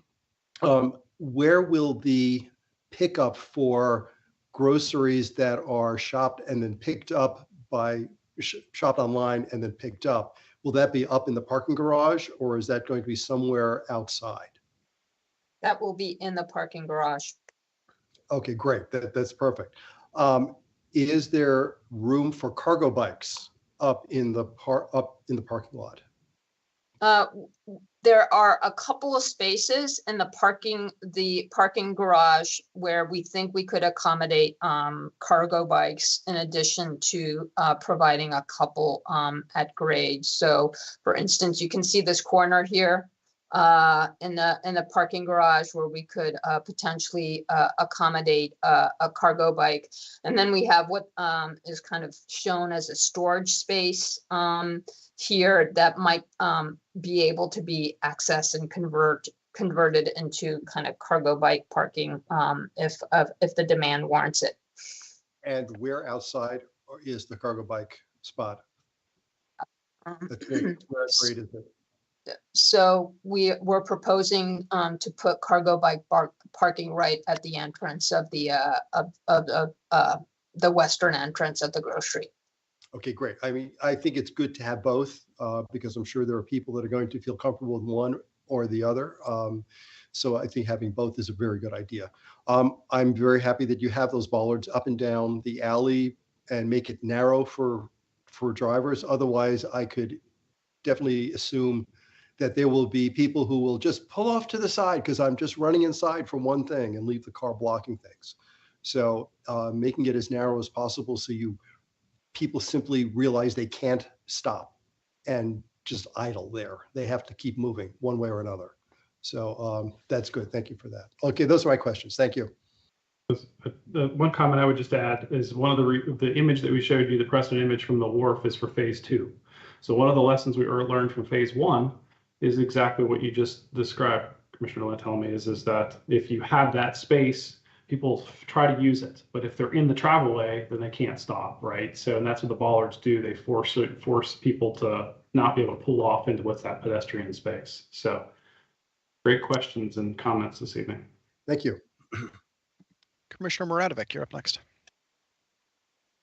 All right, turn my camera on. There we go. Yeah, in terms of the parking situation, I'm really happy to see such a good ratio for the residential units. But and this is more of a comment. It's pretty disappointing on the commercial side, and I know it's a requirement. 145 places. You go to the Wegmans in Tyson's Corner, which is a very car-centric place, and it's hard to see that many spots being used up at once. So I don't know. It seems like a burden both on the developer forcing all of this in such a incredibly dense area. And you go to that corner and you'll see a lot of people walk into the current Harris Theater, walking out with their grocery bags. So it seems like a suburban requirement placed on an urban setting. And also, I was looking at the mode split methodology, and it said, well, one of the things I was relied on was the 2016 State of the Commute, which is like 6 years ago, and so much has changed in Boston in the past since then. So this is not really like a criticism of a developer or anything here. It's just me voicing my own frustrations given that kind of the system that we have to operate in, that promotes what I feel to be unnecessary parking. Thank you. Thank you. Commissioner Ludlow, you're up next. All right, thank you very much. So a couple questions here. One of them, I just wanted you to clarify, the street is, even though it's a private alley, it allows for anyone to drive through it, correct? I mean, there's no restrictions on who accesses this facility. Is that correct? That's correct. Okay. And do you have an idea of kind of which directional move will generate the most traffic? I'm trying to envision this, and to me, it seems like it's probably people coming north on Glebe who are trying to get to Wilson. Like if you're thinking about this as a possible cut through, like that's what I would do. I would take a right onto the alley from Glebe, so I wouldn't have to go all the way to the intersection of Wilson, and I would just cut through. Is that accurate? Is that what you've anticipated? Is that the potential kind of major through move there? So Dan, do you want to take that one? Yeah, I was going to say, this has been designed as when you say private alley, it's designed to be a private space, so it doesn't feel like a public throughway, right? Okay. But it will have public access on it. And I think it's intentionally been designed in a way that will serve the needs of the site, but not encourage traffic to cut through. At times, low volume, and if maybe the Wilson-Glebe intersection is causing some extra delay, will people try to cut through? That's possible, certainly, but that's, I think that part of the design is also to calm traffic, right? It's not meant to be a throughway. We do have almost 2/3 of the retail, three-quarters of the retail traffic, the way the assignments work out, would really want to come in off of Glebe, either from the new left turn or right in, and come in that way. So that's going to be one of the primary ways in for the retail traffic. But again, thoughtful design to not have it be a throughway. It's really meant to be traffic calmed and serve the site itself. Okay, thank you. And I assume that you've kind of modeled those flows in a way. My reaction here is that I think it will be discovered and will become a through thoroughfare, especially on that turn from northbound Glebe to Wilson. But I guess we'll find out in the future. The other question I had was, where are the trucks? How are the trucks accessing this site from, let's say, a major interstate? How are they getting through Arlington to this point? What do we know from the Harris Teeter and the Target nearby? Or do you want to take that start? take that one first, or? Yeah, I mean, I think, right, all of the major, the large trucks will probably be moving either from 395 since they're heading north on Glebe Road into kind of the loading dock area. You could also potentially see trucks moving from Wilson Boulevard, coming down Randolph, and then taking a right into the loading dock area. I know the Harris Teeter, most of those trucks are coming up 385, and then they come up Glebe Road from the south. So they're approaching from the south. That's where the primary, their trucks are. It will probably ultimately depend on what this grocer is and where their trucks are coming from. But I think it's conceivable that they would also want to be coming up 395 and to from primarily Glebe Road to the south. There will also be other vendor trucks that will be coming to the site. So not the big tractor trailers, but there'll be other vendor trucks. And they could be coming from different locations. It might be the same vendors serving Target across the street, or Harris Teeter down the street, and then they're in the neighborhood already. So they could be coming from different directions. Okay, but principally, you're thinking 395 and Glebe. Yeah, the large grocer tractor trailers will have to come up north. Right. They'll have to come up Glebe from the south. Right, because they're restricted on 66 and 50. Yeah, well, and that's how the site is being designed, right? The access for them is northbound Glebe right into the loading area. Okay. 3 more questions quickly. One is on parking and 2 are on the alley. And one of them is kind of a comment on the alley. On the parking, what proportion of the parking slots, and you might have this in your information and I just didn't see it, are dedicated to e-commerce, meaning the DoorDash folks and or people who are just pulling in to kind of pick up groceries? And have you looked at the adequacy of that based on current demand at other grocers in the region? I echo the comments earlier by Commissioner Muradovic that it seems like this could be oversubscribed on the parking side given its urban location, but I think there's it is worthy of considering kind of those e-commerce demands as well. So I'd be curious about that. Yeah, I think all of that is evolving. And, we see the grocers kind of dedicating more and more space to kind of pick up and of the e-commerce groceries. At this point in time, the grocer with whom we have a lease has not specified how many spaces they're going to, dedicate to e-commerce. I would expect kind of what they say today versus what they say, 3 years from now when this project would deliver, if approved, might look different. Okay, fair enough, as long as you're taking a close look at that. And then on the alley, I wanted to mention, I've spent a bit of time at the wharf, and I think aesthetically, it looks like this is an analog to some of the alley spaces there. I think the major difference is that this alley would be a potential cut through. At the wharf, it's you have the access off of Main Avenue, but you don't have another major arterial on the other side of those alleys on the wharf. You basically have the esplanade there. When you were showing the example of truck access there, was that Blair Alley kind of the access to the Anthem? There are.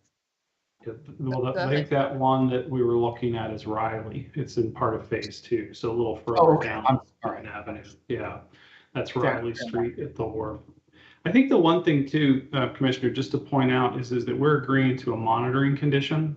So one of the things that we'll be looking at is the traffic patterns at Glebe 7th and the alley. So if we're seeing a lot of traffic that's cutting through the alley, that might be something we need to think about. Does it need addressed in some way? So I think that's going to be something that we can be paying attention to when we do the monitoring of in the future. Yeah, and would you consider maybe commercial and residential access only? I mean, at least signing it that way? I guess if it's a problem, you'll see if it's a I think problem. that's a possibility. I mean, I think the thing is it depends on the time of day. If cut through does become an issue, you know, I don't know. We'd have to look at it. There's if it's not a peak time for the grocer, maybe there's a right turn restriction. But I think it's hard to sometimes we try to foresee issues, but until we know there's an issue, sometimes it's best to try to see if we can see if there's an issue first on this one, I think, before trying to solve a problem we don't know we have yet. But I do think it's a valid potential thing that we'll have to keep an eye on is that maybe we've created a circuit in the network that somebody's going to try to find and use, but that's not the intention of it. And we're trying to carefully design it so it doesn't feel like a place that you should be cutting through.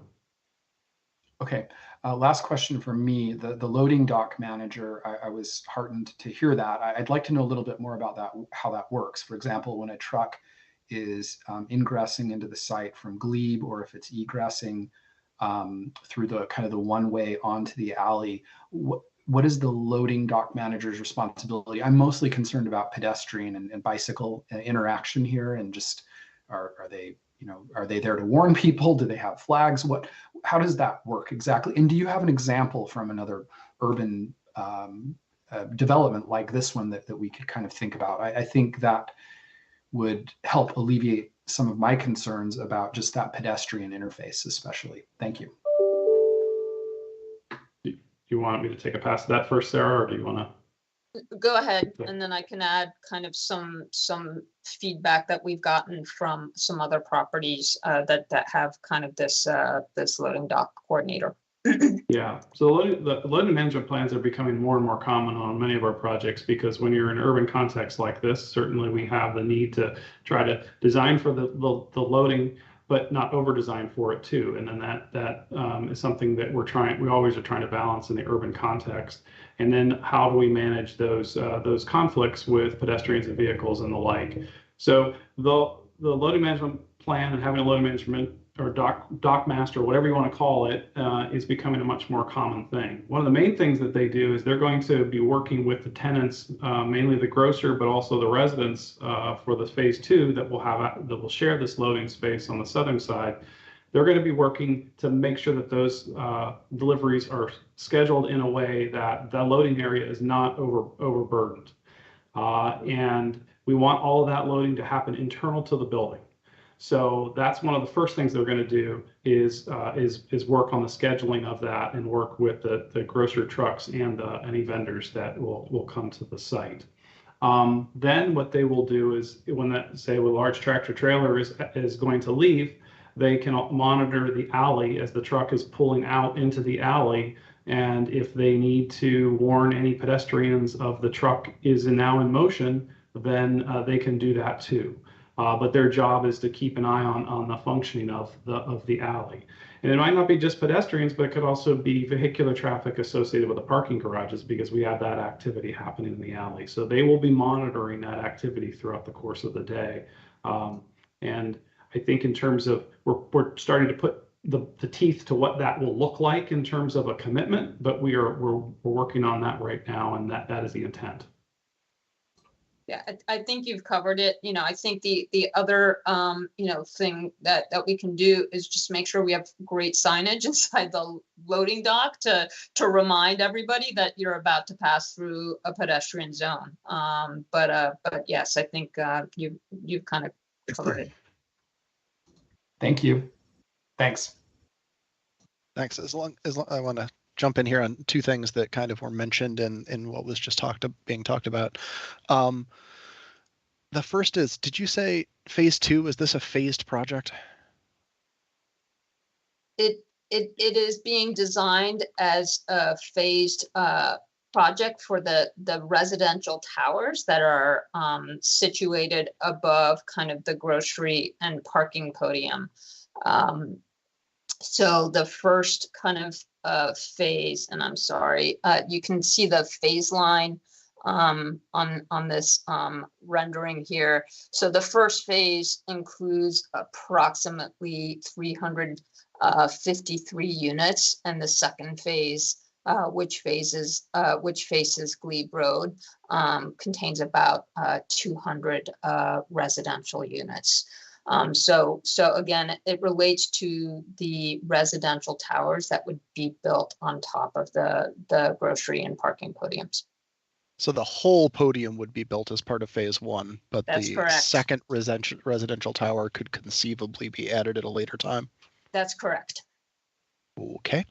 And then I just wanted to say for my fellow commissioners, in my experience, this whole loading dock manager is not an uncommon site plan condition, that we have required it on a large number of site plans. And as somebody who has attempted to make use of that as a resident, I've not found it to be a particularly useful site plan condition. I believe we have this on the Penrose Square Giant in my neighborhood. And when we had issues in the neighborhood with trucks not following the route they were supposed to be taking to get to the Giant and tried to reach out to the loading dock manager, we found out they'd basically just designated an employee in the building who had like 95 other things that they were supposed to be doing, just so that they, as the loading dock manager, he'd like never set foot on the loading dock in his entire employment in the building, and didn't really know anything. That was just a name that they could put on the contact information. So unless we can make that condition have a bit more teeth than it has had in the past, I have not found it to be a particularly useful way to actually make sure that a loading dock is well managed and sticks to its requirements. Commissioner Slatt, I just wanted to say, or Mr. Chairman, I wanted to say that staff has drafted up a condition that's still under review, and we can continue to massage it with them so that it has the type of teeth that you're looking for, I think. That would be great. I would also flag for staff, the condition currently has a typo in it. The word site in the last sentence is misspelled. Just as long as we're talking about that one. Commissioner Price, you're up next. Thank you, Mr. Chairman.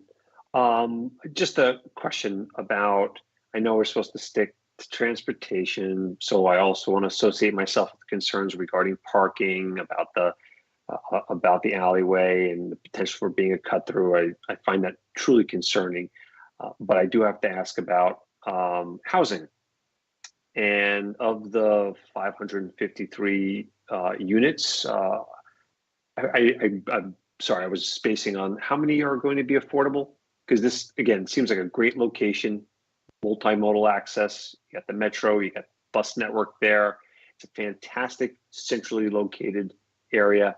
And it seemed as though you're shifting all of those or committed affordable units to South Arlington, to an area that is, how do I say this, less central.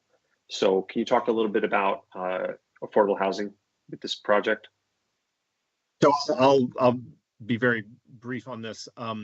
So the affordable housing commitment at this site has a couple of different components. So number one, as you had mentioned, the permanent preservation of the 118 what are today market affordable units as committed affordable units. And then we have our base affordable housing contribution of $1.5 million. That will be an AHIF contribution. We heard loud and clear the desire to have affordable units in Ballston to counter exactly what you were talking about. What we have done is committed to 1 2-bedroom committed affordable unit on site at 60% AMI. And then we have agreed to an additional 11 workforce units at 80% AMI. And I just want to say, when we make up, you have to earn your density between, it's the delta between your base residential density and your ultimate residential density. This additional commitment for 11 workforce units is, to use lack of a better phrase, it's above and beyond, right? It's out of the, I hate to say the goodness of our heart, but we have agreed to do it. We're not getting any community benefit credit at all for the additional 11 workforce units on site. So it's the 118 new committed affordable units down in Columbia Pike. It's $1.5 million AHIF contribution. It's 1 committed 2-bedroom committed on-site affordable CAF unit that we are getting community benefit credit for. And then it's the additional 11 workforce units at 80% AMI, for which no community credit has been awarded. One more question regarding, you said that if this gets approved and everything, you're going to monitor the alleyway and then come back and potentially make changes if necessary. Does the transportation monitoring also include that intersection for the alleyway with your additional lane, your turning lane as well? Yeah, yes. Thank you. Commissioner Brose, you're up next. Thank you. I just want to say two things. One, just happy we're not talking about parking ratios. Thank you for doing a good job on the residential parking ratios. The other is just to reiterate that all the concerns my fellow commissioners have raised around the pedestrian activity. There's been a lot of thought in that, but the whole development along Wilson Boulevard is, or not Wilson, I'm sorry, Glebe and Wilson, I guess probably both of them, is certainly increasing pedestrian traffic along with the increased residential units. And I'm thinking again of the Jefferson, which houses a number of elderly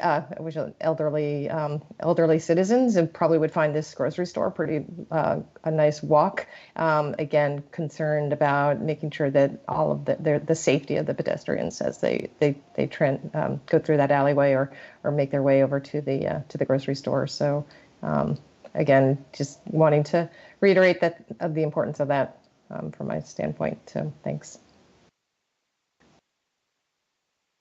Commissioner Shannon. Good evening, everyone. I appreciate the time here for the presentation. I know it's already 8:53, so thank you so much for your time. Not necessarily questions, more so comments. It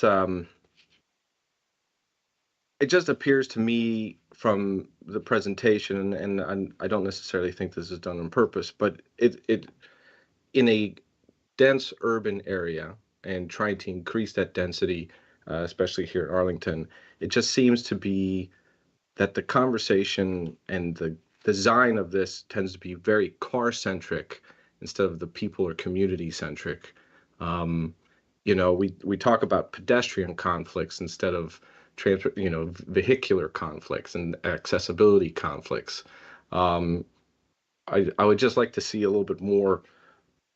And I know we talk about like intuitive signaling or design for the pedestrian to move themselves out of the way of some of the risk or some of the dangers that the commissioners have mentioned here and some of their concerns. And so I think just trying to being mindful from that fact. I think for me, like the biggest dream is I'm a mile away from this site, and I would love to be able to walk to this site. I'd love to be able to bike to this site, but I would have to drive. And I think our continued design around this still encourage us to drive when, I think we'd be able to better access something in a more urban, dense environment, especially a grocery store, not for just those living there, but the suburbs around it and the accessibility there. So just something to consider. Again, it feels like I'm reiterating a lot of what the commissioners have mentioned here. So thank you for your time, but that's just a comment on my side. One. Okay. Well, no, and one thought, and Dan, I don't know what your thoughts are on this, but unlike other projects, and I'm sure there are analogous projects as well, but this probably appears more car-centric in a way, just optically, than it would if we weren't hemmed in with a building on one side and 3 streets surrounding us, right? I mean, the loading has to go somewhere, the parking has to go somewhere. Staff originally wanted to put everything onto the alley, and we pushed back and tried to say that this actually was a place for commuters, for bicyclists, and for pedestrians to all use, from a pedestrian perspective.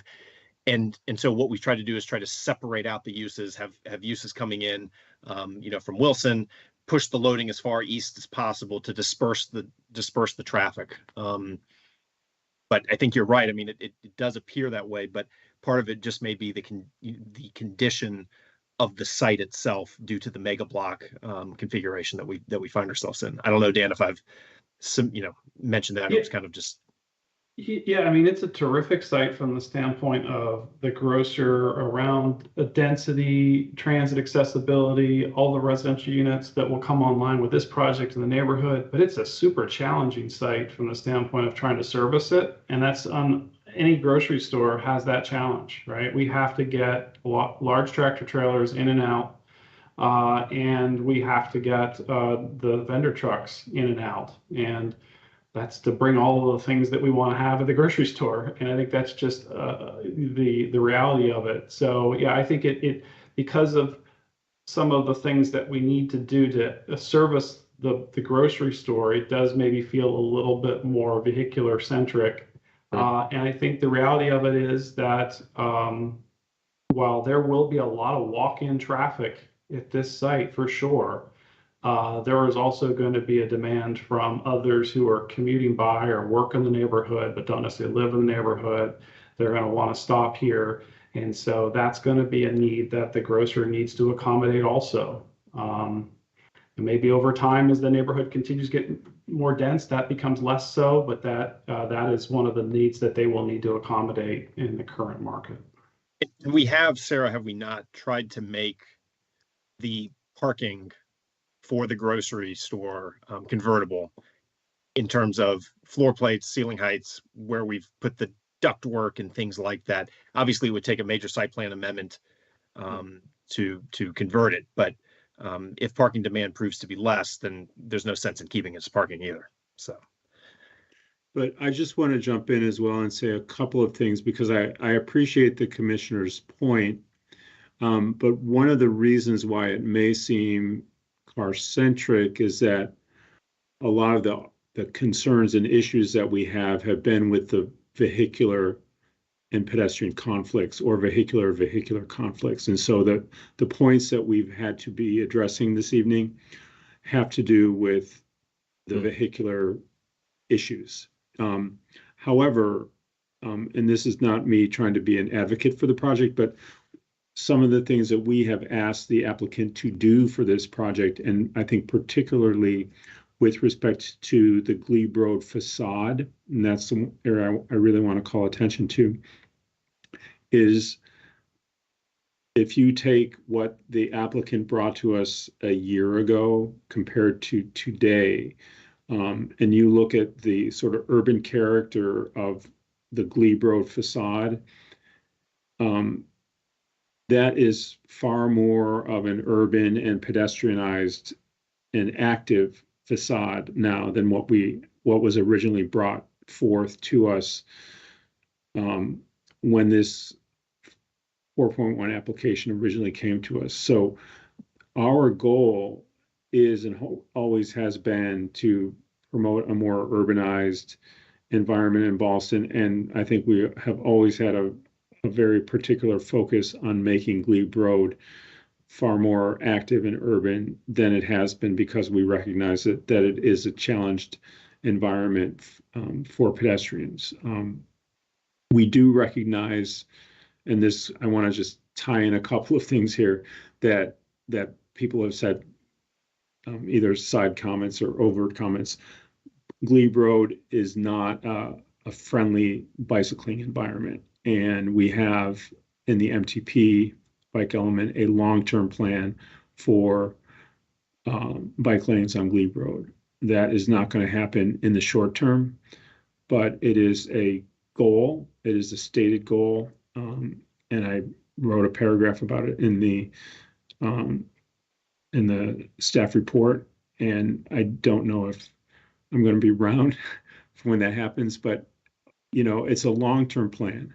And we need to work with Virginia DOT in order for that to happen. It's not going to happen as part of this site plan, however.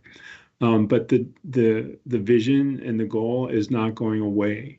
And every single site plan in the 10 years that I've been here on Glebe Road has effectively urbanized Glebe Road so that if you stood here 10 years ago and compared to standing here today, you see a much more urban Glebe Road. We're not there yet, but each of these site plans is making Glebe Road a much better place to walk, to bicycle, to take transit, to shop.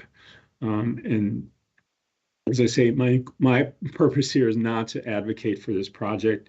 And this is not a perfect project, but I do think that certainly that is the goal that we have. And I recognize the point that you've made, and you're making the point that we are still not there yet. And I agree with you. But that's the policy and the goals that we have. Jordan, I appreciate that. No, I think that I think that's a great response, and thank you very much. Very helpful. Great. Back to you, Commissioner Yeri. Another question about the alley. I think this is my last one. So as mentioned before, that alley does currently provide a relatively low stress way, relatively, to get across Glebe Road. How is that going to be maintained, or how is that alley going to be utilized during construction? Take that one, Sarah. Yeah. So we, as you are aware, right now the alley provides access to the point office building and for kind of loading for the point office building. So we will need to maintain, right, that access during construction. So you know, a portion of that alley will be shut down for staging and for construction, but we will have to maintain a portion of the alley open during the whole of construction to continue to provide access to the point office building. That would include maintaining the existing, likely include maintaining the existing sidewalks that are there adjacent or right up against the office building. Yes, yes. Okay, thank you. You know, eventually there will be a point in time that we're going to have to kind of demolish all that, and that, you know, that will all be carefully coordinated and certainly communicated with the, you know, different civic associations through you know, our monthly construction committee meetings with the neighborhood.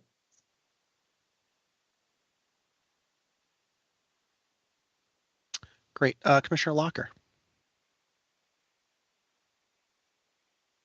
Sorry, hold on one second.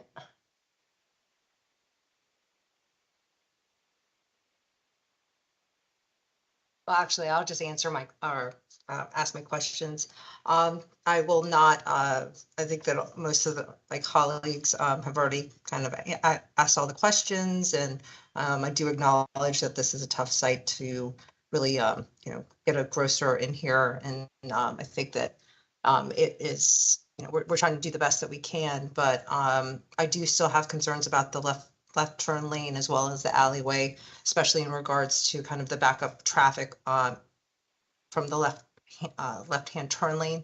What I wanted to understand was, you had mentioned the residents could not, you know, would be restricted from using that left turn lane to access their parking. How is it going to be through a transponder or a gate lift, or how? Because I'm just thinking that it's just usually there's a gate lift and you kind of have a you have a pass that gets you through, but I'm assuming that's not going to be the way that it's going to be monitored, because you won't have a gate you know, coming into the alley. So there is a gate going into the point office building garage, and that would be the point at which a resident who had kind of taken a left turn in would be denied access into the parking garage at that threshold moment at the gate in the point office garage. So there's just going to be some. Go ahead. No, I was gonna say, I think the first and foremost thing is that all of the tenants, the residential tenants and the office tenants, are going to be made aware that you can't enter the site off of Glebe. That's a no-no. You cannot do it, and it's going to be part of the lease commitments. then the way that that's going to be enforced is that, yes, there's a gate as you enter into the parking garage, the point office garage, which will now be the access to the residential garage, and that through the parking equipment, what we can do, either through a transponder technology or a license plate reader, there will be a reader out on the Glebe Road Drive. So basically the corner, if you're looking at the building here, would be the top left corner there of the building as you come in off of Glebe Road. Somewhere in there, there would be a reader that would either be capturing license plates or capturing transponders. And if I'm a residential person or an office tenant that comes in and my license plate is in the system because associated with my parking pass, and I've entered in off of Glebe Road and I pull up to the parking gates, the gate won't go up. And so I'll do it once and I'm gonna realize, okay, I'm not gonna do that again the next time because I'm gonna have to pull a ticket or I'm gonna have to call the parking operator on the intercom and get a little frustrated and angry. So I think that's the way then to force that from happening. There's nothing physically stopping the residence or office from turning left off of Glebe. Like there won't be anything that physically stops them from doing that, but it will be enforced through the parking access system. Understood. Okay, so, okay, great, thank you. And this is a general question about the grocer.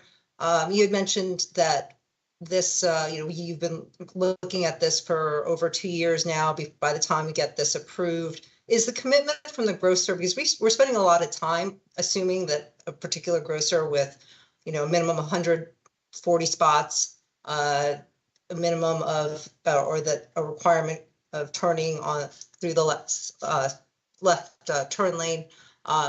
Is this how strong is this commitment? I just want to make sure that we're going through, try to get a better understanding of is it a particular grocer and we've got a good commitment and we'll work with this particular grocer, or we go through all of this and at the end of the day we don't really have a tenant that's going to be in the space. We have a signed lease with a grocer, so that's as firm as it gets.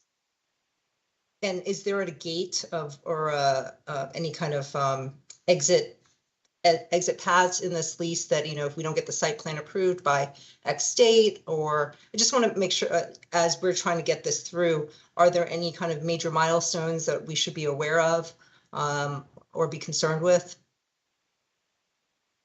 Certainly the site plan approval is a critical path to the lease, and if we do not get the site plan approval, then they do not move forward with the project.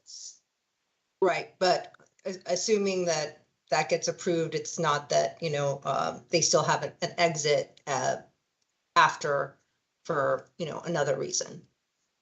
Well, I mean, I think the lease is kind of a standard kind of grocery lease.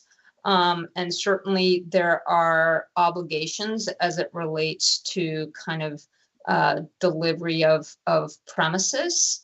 So, it's as strong a lease as there is, but, there are certainly conditions that we must meet in order, for the grocer to perform. Thanks. That's all I had. All right, a couple more questions. Excuse me, because my knowledge here may be out of date. I stopped mostly driving to Ballston a couple years ago because it's close enough to bike for the most part. But isn't there retail parking for the Chipotle in the Point garage?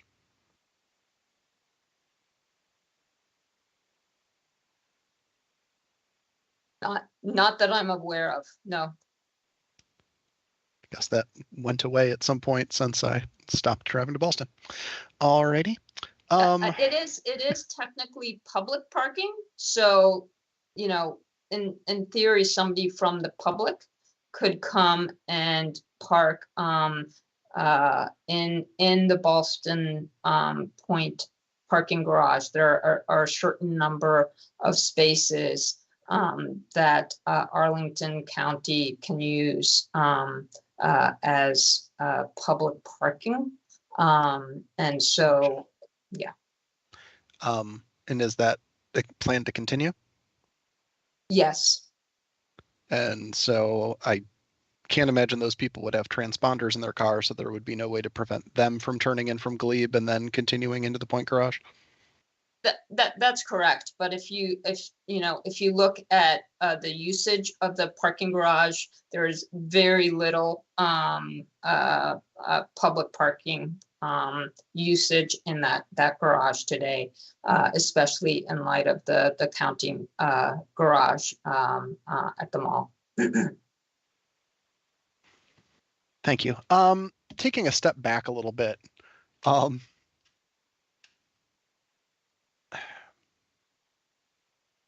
So the need to turn left off of Glebe, southbound Glebe, is primarily driven by the difficulty in accessing the site if you're westbound on Wilson Boulevard. Is that an accurate characterization? Yes. Yeah. And so I know this site lines up with the Wilson Boulevard and North Stewart Street intersection. Was there ever thought given to trying to move access to the site to make it part of that intersection instead? I think that we took a very open approach when we approached staff on this project a couple years ago to try to look at all options, and we were looking for ways to get access in off of Wilson Boulevard. Stewart Street is a little, I mean, it kind of comes into the site like halfway. You can kind of see it on this image there, right? Right up there, it's just off to the top, in a way that I would say that would not be workable to get the grocer floor, first floor footprint on this site. I think I've lost count of the iterations of the ground floor that we did for this project, but there were more than a dozen trying to figure out how we could fit the grocer in and get the access to work. But when we studied it, Wilson, there just really was not a way to get a left in off of Wilson and the Stewart intersection. I think somebody brought that up along the way, but in terms of where it lines up in relationship to the site itself, we didn't see a workable solution there. Great, thank you. To Mr. Sellen's point, I do want to make sure that you are applauded for the positive design aspects of this project. I did want to say I really appreciate how prominent the pedestrian entrance to the grocery store is, as that's something we have had trouble getting out of grocery store designs in the past. I also think you've done a really commendable job of making it so that the people who enter the pedestrian entrance of the grocery store and the people who are accessing from the parking garage kind of all get a similar experience coming into the store, at least from what I can tell on the engineering drawings. And that is often challenging to do as well. And I think you've done an admirable job of screening the loading areas. And I really appreciate how much of that loading activity takes place internal to the site, as far as backing around the trucks and all of that sort of thing. I know that takes up valuable floor space that could be put to another purpose otherwise.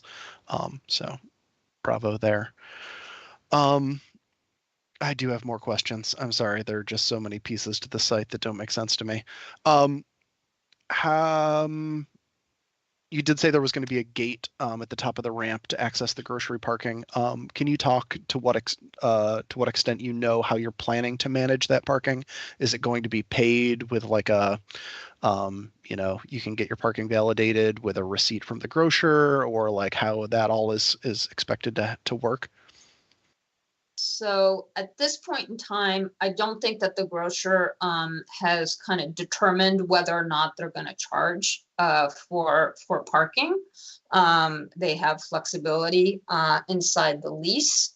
So I don't think that has been determined yet. My sense, and I can't commit to this, but my sense is that they really want to see what the usage looks like, and if they, if they're having problems with non-grocery parking, folks coming and parking in that space, then I think, that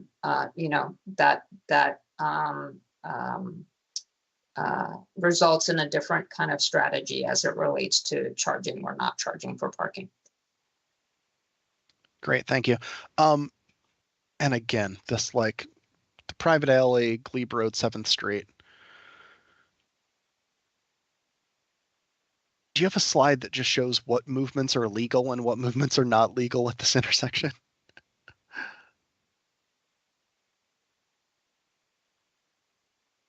It's back to slide 21. I don't know if we have that developed. Yeah, that shows the, I'm trying to figure out which Okay, I mean the arrows tell the story. The striping plan tells the story. All right, so you still can't under this development go straight from 7th Street into the private alley, and you can't go straight from the private alley onto 7th Street. Correct. Okay.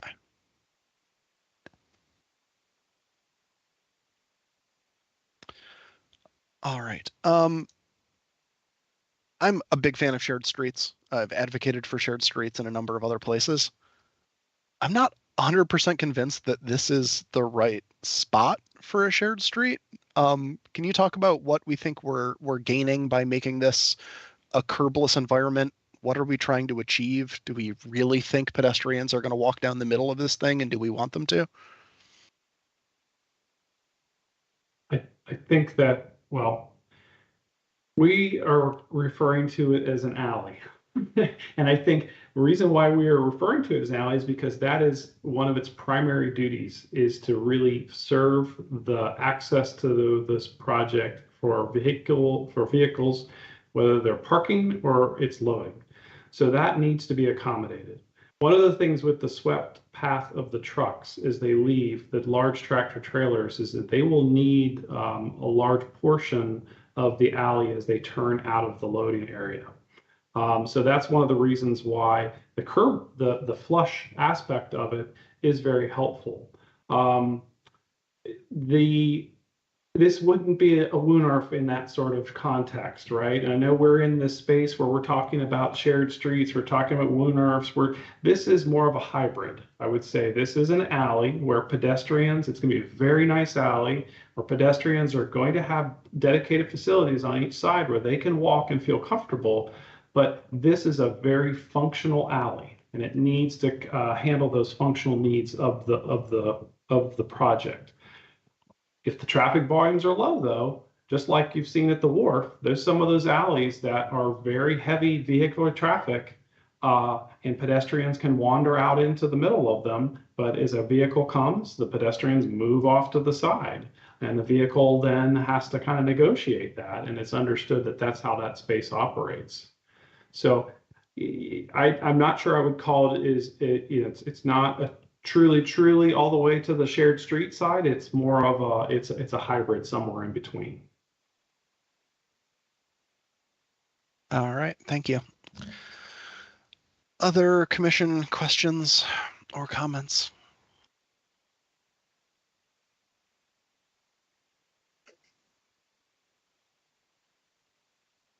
Commissioner Yuri. Can we speak of, I'd like to hear a little bit more about why the grocer retailer has made this has made the left turn off lead such a strong requirement. I think because I don't think we ever got the actual reasoning for why they view this as a competitive advantage.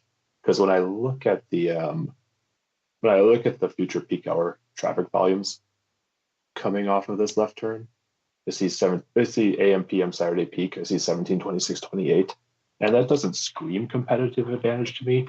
But then I also see the left turns heading northish bound on Glebe onto 7th. And I do recognize that heads into a potential competitor's parking garage. So I just want to hear a little bit more about the reason why this is such a hard line for the grocer. Take that, Sarah.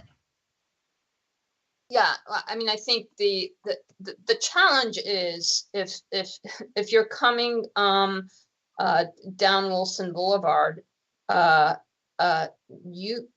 there's no opportunity for you to enter the site.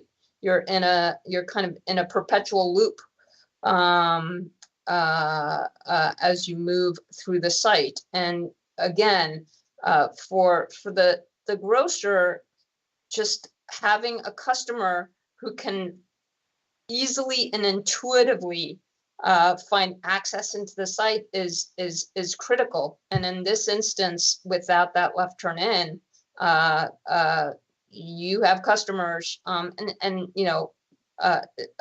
new customers as well who haven't been to the site, who just don't know how to find their way into the site, and that just makes it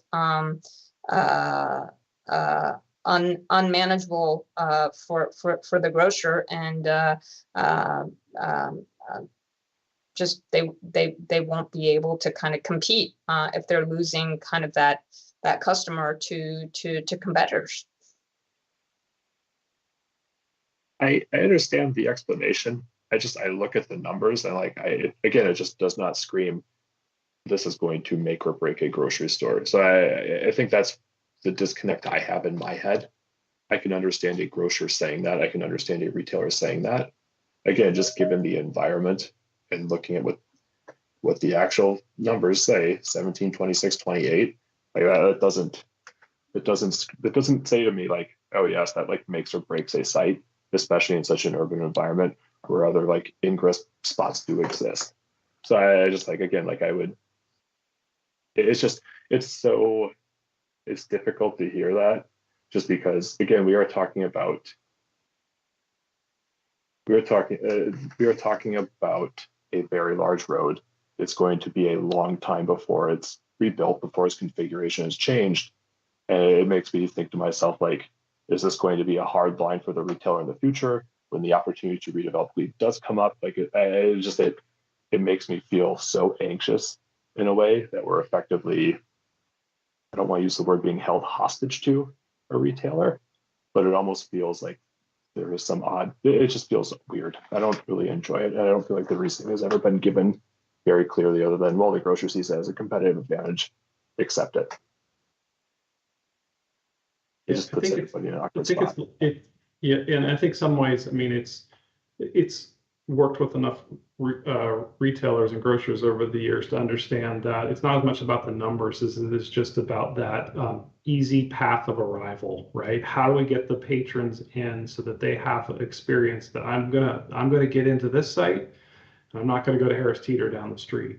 And I think the challenge that we have is again, this is a mega block, right? If Carlin Springs ran through Ballston Quarter Mall and all the way up to Wilson Boulevard, and we had more porosity and connectivity through this, I think we'd have a little bit different scenario that we're working with. But unfortunately, that's not what we've got. We've got this ginormous block that if you pass it and you don't have an intuitive route, you might say, okay, it's just too difficult for me to get there. I'm going to go to Target, or I'm going to go to Harris Teeter, and then just that's how the grocers think. And I think that's part of that is the fact that we've got this super block here that we've got to contend with.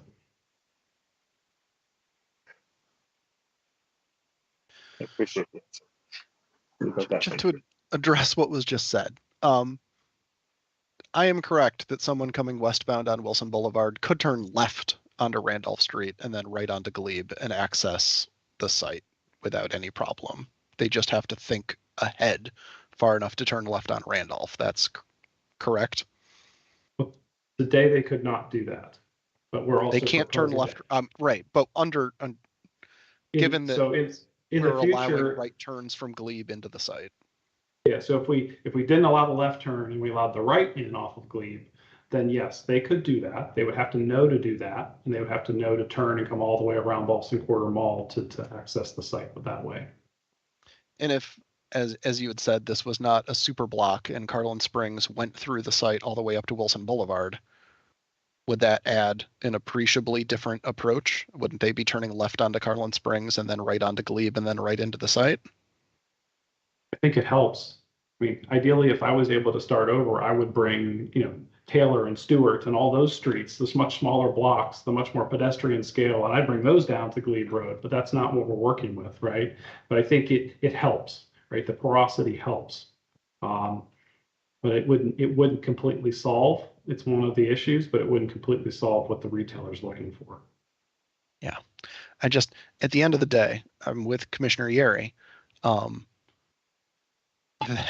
I'm not interested in adding a left turn lane to Glebe Road. I'm not interested in taking this street that is already a huge barrier and saying, I know it already sucks to walk across Glebe Road, but now you also have to walk across an additional lane. And I'm not particularly interested in the fact that if I'm a pedestrian walking up Glebe Road on that sidewalk, that now there is an entrance to a loading dock that crosses the sidewalk where previously it was a safe place to cross. And we're adding all of these additional cars crossing that sidewalk to get into and out of the alley. And so, like,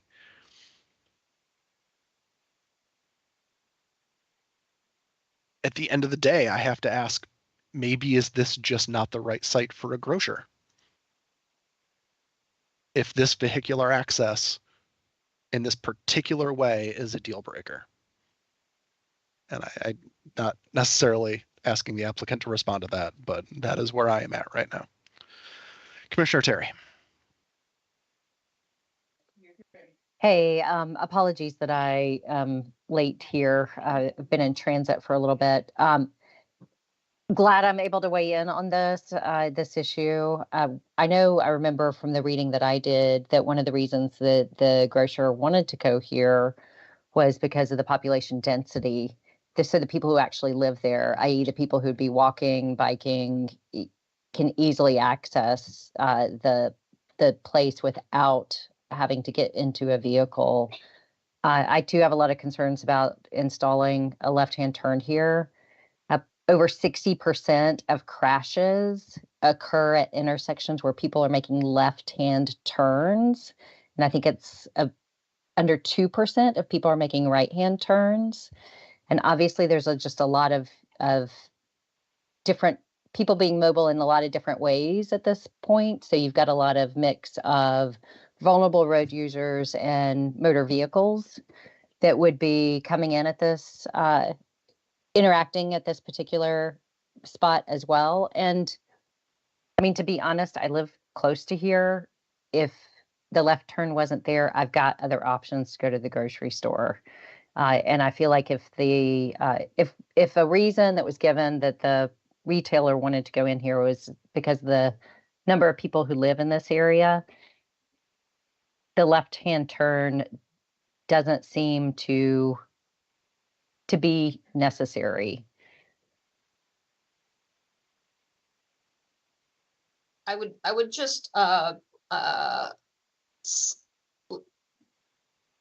iterate that, and I think the grocer does expect a good amount of kind of pedestrian and bike traffic, but they also expect to capture commuter traffic is a critical component of kind of their customer base, and if they're not able to capture that commuter traffic, then they are at a significant and vehicular commuter traffic.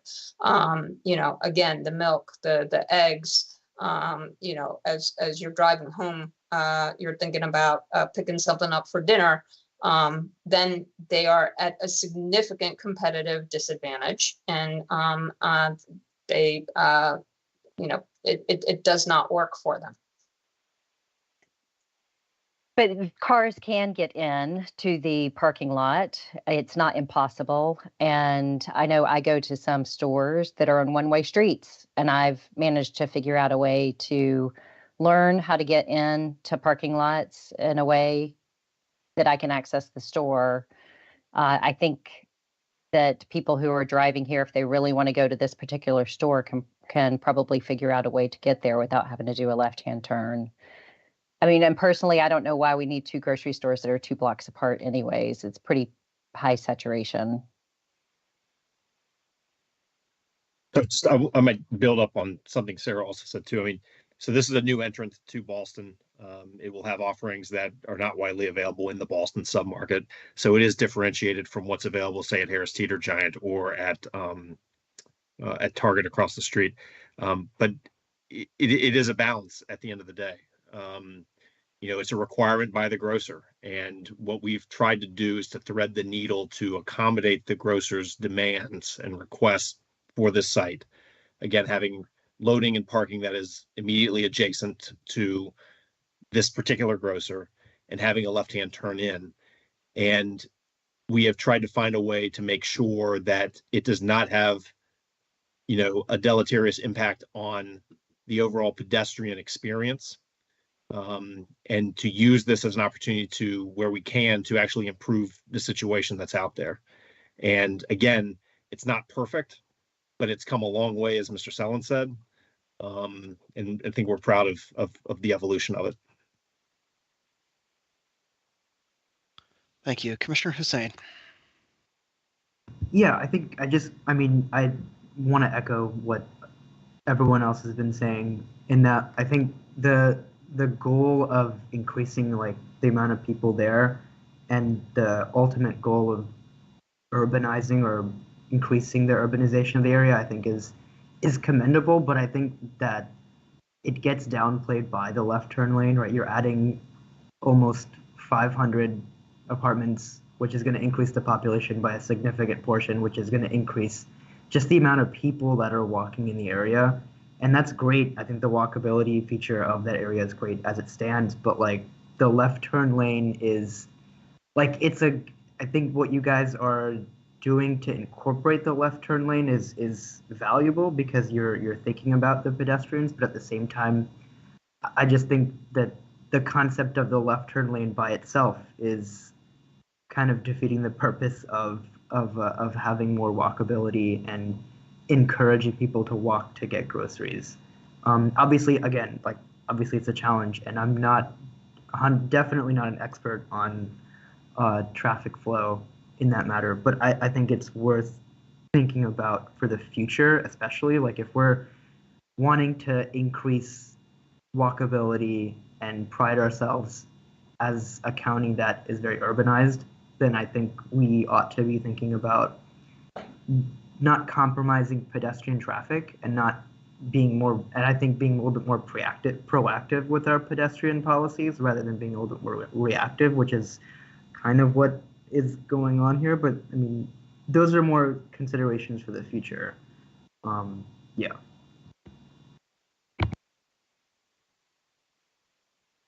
Commissioner Yuri. Hey, kind of touching this a little bit. We said, I think I heard there was a lease in place. Is that correct? With the grocer? How long is that lease for? That's a 20-year lease. A 20-year lease. So I'm just going back and thinking about Mr. Sellon's comments from earlier about how there is a long-term plan to continue further urbanizing Glebe. I mean, is the grocer going to require that this be 7 lanes across the entire time through? Sorry, this may be less of a question, me thinking out loud for the rest of the commission. Maybe I should save this for discussion with the commission itself. But maybe to make this more germane, just part of the monitoring that's captured in the site plan conditions include monitoring not just pedestrian conflicts within the alley, but also about whether or not enough vehicular traffic is being captured by the left turn lane itself to say whether to make some kind of determination about whether or not it's useful or provides utility. So I'm thinking about like the long-term plan for Glebe Road would hopefully for it not to be 7 lanes across here or at any other point. And I'm just trying to weigh that against like a 20-year lease for a retailer that's demanding a very specific road configuration, and how we can square those two, how we can square that circle and make them whole and complete. That's it. Or just for clarification, I may have missed it, and Dan, I don't know what your thoughts are, but are you asking that the monitoring condition include, if there's a change in the configuration to Glebe Road, that it, whatever monitoring that we're doing, incorporate that, like accommodate that as well, or have it as part of the consideration for it?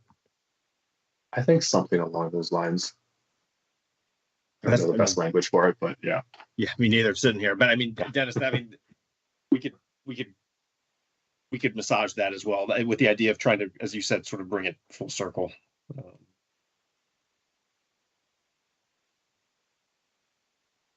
Thank you.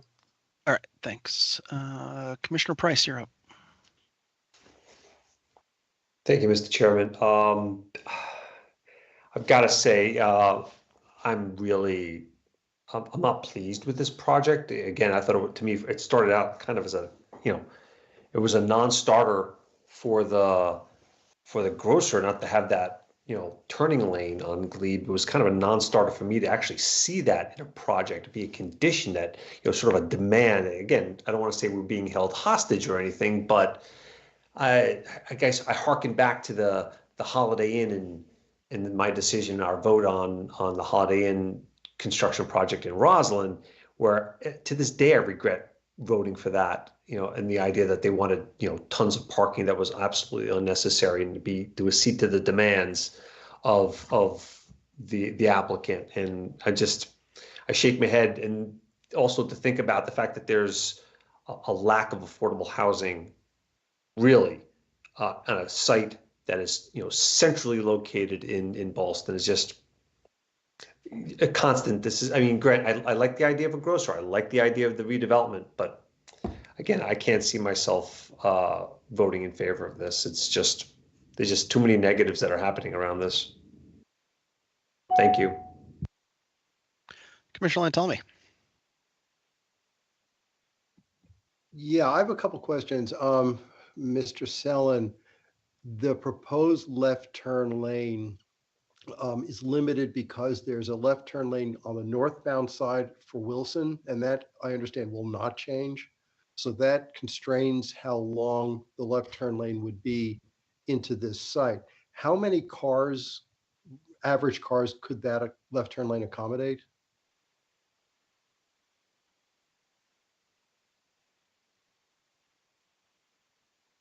About how many feet is it? It's 75 feet. So and it could accommodate 3 or maybe 4 cars. Okay, so that's really not a lot. There's going to be backups regardless during the busy times. No, I mean, that's basically that is the conclusion that we made, because we would not allow this if there would be backups. What we have discovered is that there would be backups on Saturdays, and Saturday is not a peak period. And so that was the only reason that the staff became comfortable with the left turn lane, was that there will not be queuing during the peak periods, commute periods, the Monday through Friday work driving periods. It would only be on Saturdays. Is that then why the solution of leaving the median intact and using the far left lane as both a turn lane and a go forward lane with a red arrow to only allow the left turn movement on a green was not considered?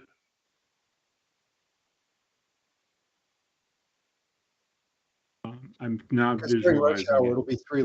During rush hour, it'll be 3 lanes because there's no parking during rush hours. So Correct. On the curb lane, there's no parking. Correct. Traffic lanes.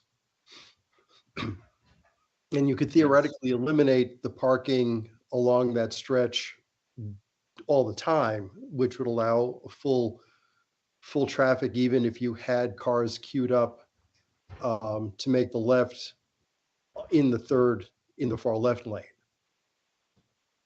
without having a pocket lane. Was eliminating the parking considered? Eliminating the parking lanes? The parking lane on that, yeah, going south on Glebe along the curb lane? Yeah. Well, VDOT is permitting us to allow parking during the off-peak periods, but not during other periods. So we could not allow that to be parking all the time. No, I would say don't allow parking, eliminate the parking all the time. So that even if cars, this is a thought experiment to say no left turn, dedicated left turn lane. No new pocket left turn lane. So we just have 3 lanes going south. Make them 3 lanes going south with no parking all the time. Make the far left lane a left turn lane with a red arrow. Was that considered as a possibility? Well, I don't, based upon the analysis that the consultant has done, I don't think that we need that. Then why do we need the left turn lane? Do you mind if I jump in, Dennis? I do not mind if you jump in. I would love you to jump in. Thank you. I just want to make sure, I might restate some things just to make sure I understand Commissioner Latome's question. I think what you're saying, Commissioner, is that basically have 3 lanes southbound today, right? And you're saying, let's just use because off peak, we don't have parking. So during, and Saturday we would, because that's not a weekday off peak, but during the weekday peaks, we don't have parking. So we have 3 through lanes as you go southbound. But you're saying take that 1 lane that's next to the median today and turn that into a left turn lane. Exactly. Yeah, so I think that we really did not look at that because the capacity of Glebe Road has the 3 through lanes today. And in the southbound direction, I have to go back and check with my engineer who was doing the analysis on that. But I don't know if we need all that southbound capacity. But I think the challenge of it is that what you would be doing is you're going to have to convert that current through lane to a left turn lane, right? And so you're going to have to transition that at some point, and you're going to have to take it out as a through lane all the way back up to the Wilson intersection. Well, so theoretically, you only need it for 4 car lanes because you're saying that the turn lane is you only need 4 car lanes anyway. So you could have the striping start mid-block. Yeah. I think we could study that a bit more, but I think we knew that one of the goals really too was to have on-street parking. So we would have that on Saturdays, and we really advocate. We'd like to have the street parking. So that's the only thing that kind of worries me on Saturdays is if we really want to have the street parking.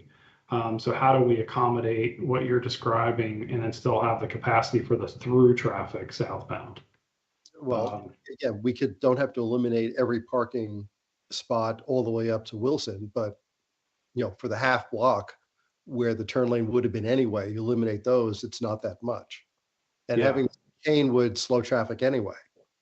We'd have to study that. Yeah, we'd have to study that. Sorry, we'd have to study that geometrically, and I think that's going to have some challenges of how you would make that work up the length of that block. And I think the challenge that we have with Glebe, unfortunately, is it's a VDOT right-of-way, and VDOT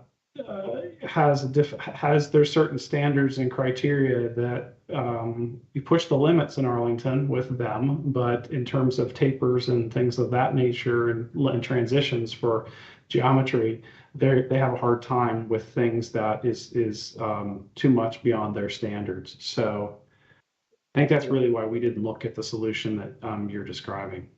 I don't know. I think it would still be worth pushing them on to see, because this is as other commissioners pointed out, this is a highly urban site. Pedestrian safety should be paramount here. Anything that slows traffic isn't a bad thing in this environment. I don't think it's going to cause, I haven't done the analysis, obviously, and that's something I would encourage you to do, but it may not be as bad as traffic engineers are fearing it would be. I think it's worth exploring that as an option. Okay, yeah, we can go back and take a look at it.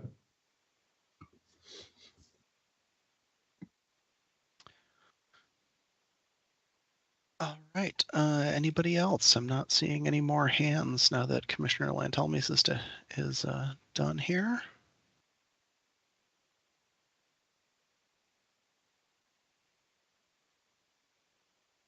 All right. I appreciate all of the effort that has gone into this and attempts to make this a safe access for pedestrians, despite the new left turn lane and the additional traffic crossing the sidewalk that didn't before, and all of that. If I could give points for effort, I absolutely would. But at the end of the day, for me, you didn't get there. It's not safe. It's not. I'm trying to remember exactly the words you used, that you were trying to avoid making Glebe any more of a barrier than it already is. I don't think you got there either. I think this project is currently designed is bad for pedestrian safety, bad for pedestrian access, and makes crossing Glebe even worse than it already is. And no matter how much better it got and no matter how much effort went into it, at the end of the day, for me, that's not enough. We actually have to get there, just not just get better. And so, seeing no other commissioner hands, I'm going to go ahead and put a motion on the table for the committee, for the commission, which is that I move that the Transportation Commission recommend that the county board defer approval of this site plan for additional work on pedestrian safety and pedestrian access and crossings of Glebe Road. I'll second. That's been seconded. Now that there's a motion on the table, do any commissioners want to address the motion specifically with comments or feedback?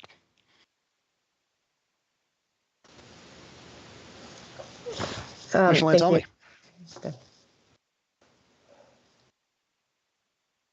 Commissioner Lantelme, that's your hand. Yes, I'm sorry, I didn't go off mute. Yeah, I'm wearing two hats, of course, because I'm both on Planning Commission and Transportation. This will be heard next week at Planning Commission.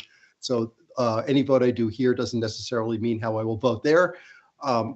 If I do vote to defer on this, it is in order to do the further study of the Glebe Road turn, which I think all the options have not been explored at this point. I think, as Commissioner Slatt said, and Mr. Sullivan said, since I chaired the SBRC for this, there has been tremendous improvements of this all along. And this is a classic case of the type of project where you have to balance the good and the bad. It is by no means perfect, but there's lots of good in it too. This is exactly where we want lots of residents. Adding supermarkets is never a bad thing, even if it is competition. So that doesn't concern me. The affordable housing issue, I think that's really not probably before us, but it's more to the point, because this is our first use of TDRs. This is really an unanticipated problem that when the Columbia Pike form-based code was created, which allows for TDRs, this was not really expected, I think, as a potential outcome. The imbalance, it wasn't really thought of at that point, but it is a valid tool that is being used to preserve a large development down at the Havens down in Arlington Mill. So, there is a huge affordability component here that is a very positive thing and was part of county policy. So, this is another one of those balancing things. So that doesn't concern me at this point. But, I do feel that Glebe Road needs to be looked at holistically as part of what a Boston plan is 40 years old. Glebe Road is a different street than it was 40 years ago. It is now continues to be a barrier between East and West Boston. That becomes clearer more and more despite the urbanization up and down it. And I think it really needs to be replanned.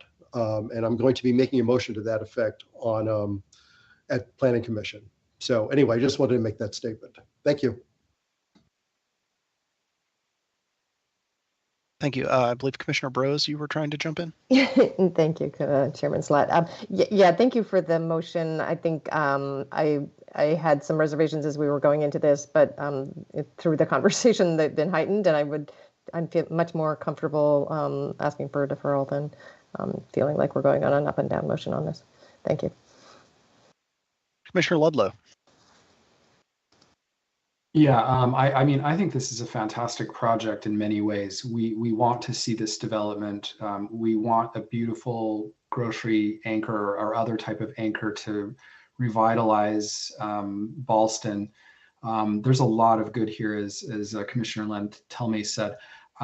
I would like to kind of echo his comment about Glebe.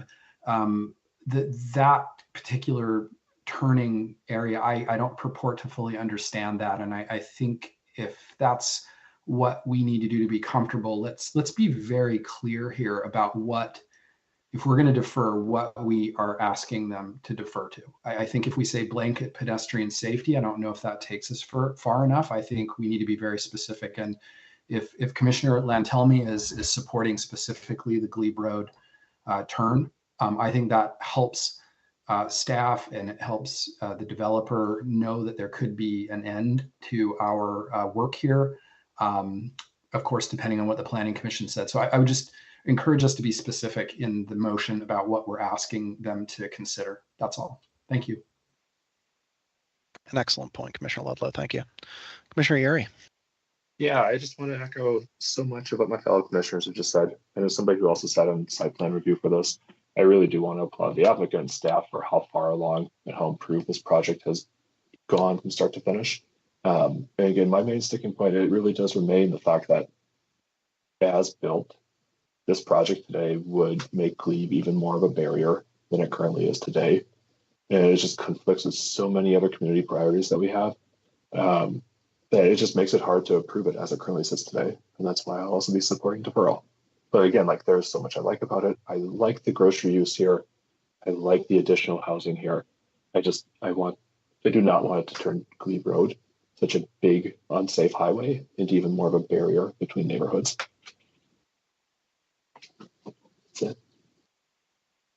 Great. Thank you, Commissioner Yeri. Yeah, and I want to say for me, part of it is I just can't buy this left turn as a competitive advantage when your own TIA says that the retail traffic that's going to be using this is like a peak of 19 cars in an hour. Like that's like one every 2.5 minutes or something like that, if my math is right. Like I can't fathom how that is a competitive advantage. And even if it is enough of a competitive advantage to justify the pedestrian safety and barrier issues that we're seeing. I will say, I really don't see any practical reason that it wouldn't be okay for a car to go straight from 7th Street across this intersection into the private alley. And so I think there is a possibility that can be looked at there as far as enabling somebody who is going west on Wilson Boulevard to say, turn left on Vermont after the target and come down Tazewell to 7th and, access the site that way. I know they drive past the target. And so, that's a potential concern. But if, as you say, this is a unique offering in the Ballston submarket, then maybe that's not such an issue. And they'll do that extra block to come to whatever this grocer might be. Because I do want to see this project go forward. I think a grocer here would be lovely. I definitely, absolutely 100%, 110% want to see the residential units here. I know the Macy's is probably not survivable offering here, and we certainly don't want them all to die. But you can't convince me that the 19 cars turning left here is worth the pedestrian safety and crossing issues that we're running into. So I can't make that math work for me, and that's why I'll be voting for deferral. Any other comments on the motion? I think the only hand I see is Commissioner Ludlow's, which I think is still up from earlier. Correct me if I'm wrong. All right, then I will call the vote to defer. Commissioner Brose. Aye. Commissioner Lantelme. Aye. Commissioner Locker. Aye. Ludlow. Aye. Commissioner Muradovic.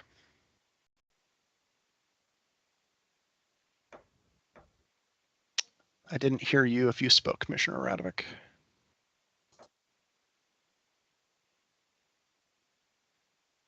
You appear to be unmuted, but I cannot hear you.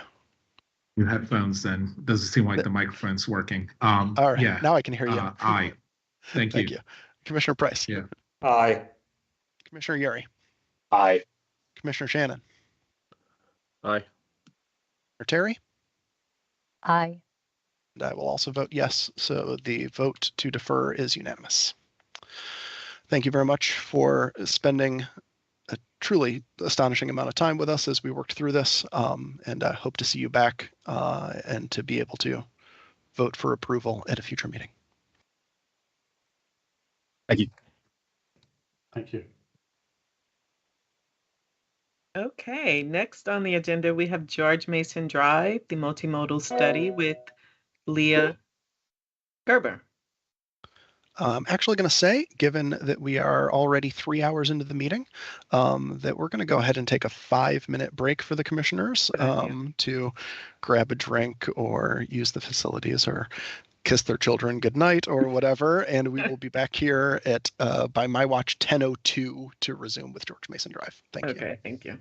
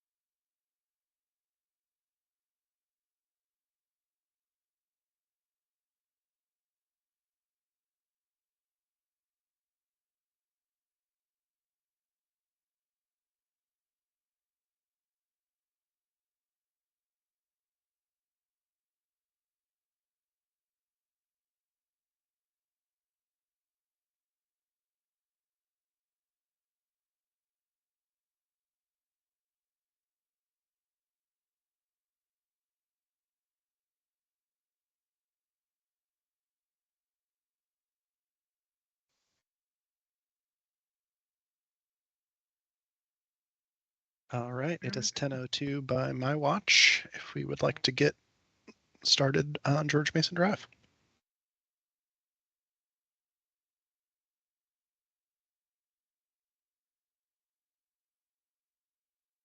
Can everyone see my screen? Looks great. Great, thanks, Chris.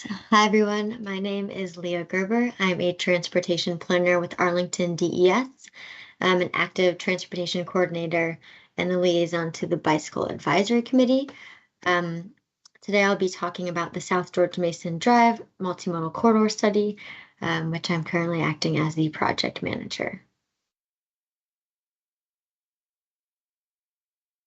So the meeting agenda, I'll try to keep things moving since it's a little late. First, I'll be giving an overview of the study. I'm talking about phase 1, which really focused on existing conditions along South George Mason Drive. Move into phase 2, looking at corridor-wide concepts, and then I'll talk a little bit about public engagement and next steps for phase 3. So the study goals, the purpose of the study was to develop a preliminary plan to improve safety and access along South George Mason Drive. And because it's multimodal in nature, that means for people who are walking, rolling, riding transit, cycling, and driving. And this study is really grounded in these 4 factors you can see here. The first being county planning guidance. So the master transportation plan, like the bike element or ped element, also Vision Zero. Also, data analysis and research. I'll be touching on this today, and that's mostly grounded in traffic analysis. Also, interdepartmental coordination. Obviously, transportation is a huge part, but we have parks, tree canopy, so working with DPR, kind of coordinating with water, sewer, streets on different things. So just running that by basically all departments to make sure that everyone's reaching their goals along South George Mason Drive. And then finally, public engagement. So the study area you can see here, we start at the top of the screen at Arlington Boulevard and move all the way down to the county line. That's generally around South Dinwiddie Street for the purpose of this study. It's about 2 miles in length, and you can see here that a portion is a dashed red line. That is a 15% design.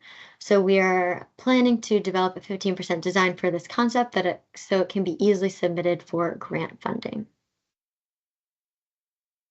And for the purpose of this study, we broke the corridor down into these 3 segments. You can see here segment 1 from Arlington Boulevard to Columbia Pike in yellow, segment 2, Columbia Pike for South 4 Mile Run Drive in pink, and segment 3, South 4 Mile Run Drive to the Arlington County Fairfax line in teal. And just highlighting really briefly on this slide, you can see all of the assets that are along or adjacent to South George Mason Drive. We have parks like Alcova Heights Park and Barcroft Sports and Fitness Center. We have 2 major trails you can see here, the South 4 Mile Run Trail and the WNOD. We have schools, Randolph, Wakefield High School, and then transit along the first 2 segments as well. So there's a lot going on along this corridor. It's a really important north-south connection.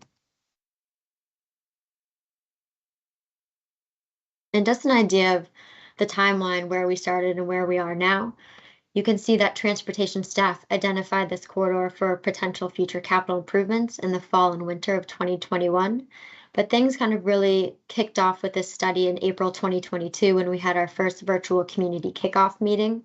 And like I mentioned, that was really to gauge existing conditions. So how did people feel about the corridor in its current state, and what would they like to see improved from a transportation perspective? We had an online engagement and walking tours that I'll talk about later. Then we move into phase 2. Once again, we had some community engagement, but this was really focused on corridor-wide concepts. Right now, you can see we're highlighted in red, looking at phase 3, which is intersection concepts, and then moving into commission briefings, all with the goal to use this information to submit a grant application at some point. So I'll be talking a little bit about phase 1 existing conditions, mainly what we heard from the community, as well as that data analysis that I mentioned earlier. So we had multiple engagement opportunities. The community kickoff meeting was virtual. We also had an online feedback questionnaire and map that was open for almost a month. You can see here we had about 404 responses and 625 comments on the map. We also had in-person walking tours you can see at Barcroft and also at Alcova Heights. So who did we hear from in that first round of engagement? You can see predominantly it's people in that 22204 zip code, which we like to see. Majority of the people live in Arlington, work in Arlington, but also some people commute through Arlington. It's important to note that 5% of respondents said they had a disability that impacts their mobility, which is, important to note and something that needs to be considered when we're talking about transit and curb ramps and sidewalk width. We also asked people what their travel habits were, and it became apparent that a lot of people are using South George Mason Drive regularly. These people live in the 22204 area, so that makes sense. But we also, noted that 70% use the corridor primarily to reach destinations on or near South George Mason Drive. So there's a lot of trip generators along South George Mason Drive. We also asked people about, how safe did they feel traveling on George Mason with these different modes. And you can see here, generally people on bikes and scooters felt very unsafe or unsafe, highlighted in that red and then pink hue. Pedestrians felt a little more safe, but generally felt unsafe or neutral. Driving, you kind of see it move towards people feeling more safe, and transit with the highest ratings of perceived safety. We also asked, as you can see here, what are the changes you would most like to see? And for this specific question, it's Arlington Boulevard to Columbia Pike. And we asked this for each segment. The segments were generally similar throughout with responses. You can see here that safer intersections had the highest response with 50%, protected bike lanes with 45%, and slowing traffic down with 32%. It is also important to note that crosswalks were really high on the list at 23%. So this is an example of one of the maps that we used to gain feedback. We basically had 4 different types of comments people could drop. Whether it was just a general comment, whether it was a concern, as you can see here. And so we kind of grouped these together into common themes. And some of the main things we heard were kind of concerns on NFATC, the National Foreign Service Affairs Training Center. Basically that there was a lot of issues with crossing 6th Street safely. We also heard a lot of concerns about George Mason Drive and Columbia Pike, which makes sense because that has been identified as a Vision Zero hotspot, along with the intersection at South 4 Mile Run Drive. Generally, the travel lanes, having an issue specifically in segment 2 by the Barcroft Apartments with cars side-swiping parked trucks and vehicles. And then also just noting that people really want to make it easier and safer for kids to get to school on all modes. And this just kind of goes through that in a little bit more detail. So now for the data collection and analysis. I should mention we work with Tool Design as a consultant and also with Fair and Peers, who did a lot of this modeling. As part of the modeling, we went ahead and did this data collection with Tool. At these locations, you can see here, they collected 24-hour speed and volume data at 3 locations, some peak period multimodal turning movements at 6 signalized intersections, and then also 12-hour turning movement counts. And we added on those 2 additional intersections in April 2022, kind of in response to feedback and staff feedback as well. So you can see here, network peak hours, there's nothing really surprising here, generally from 7:30 a.m. to 8:30, 5 p.m. to 6 p.m. But what was apparent was there is a speeding issue. If you look at these 85th percentile speeds, you can see they're quite high.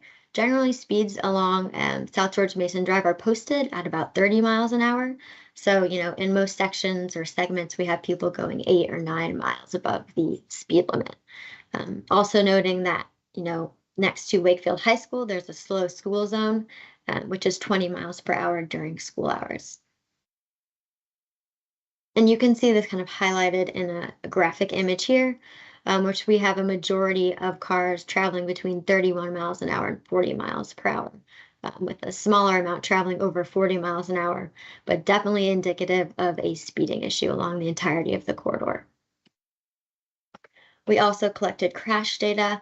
You can see here there's 2 serious injuries, quite a few minor injuries. Also quite a few property damage only and some suspected injury.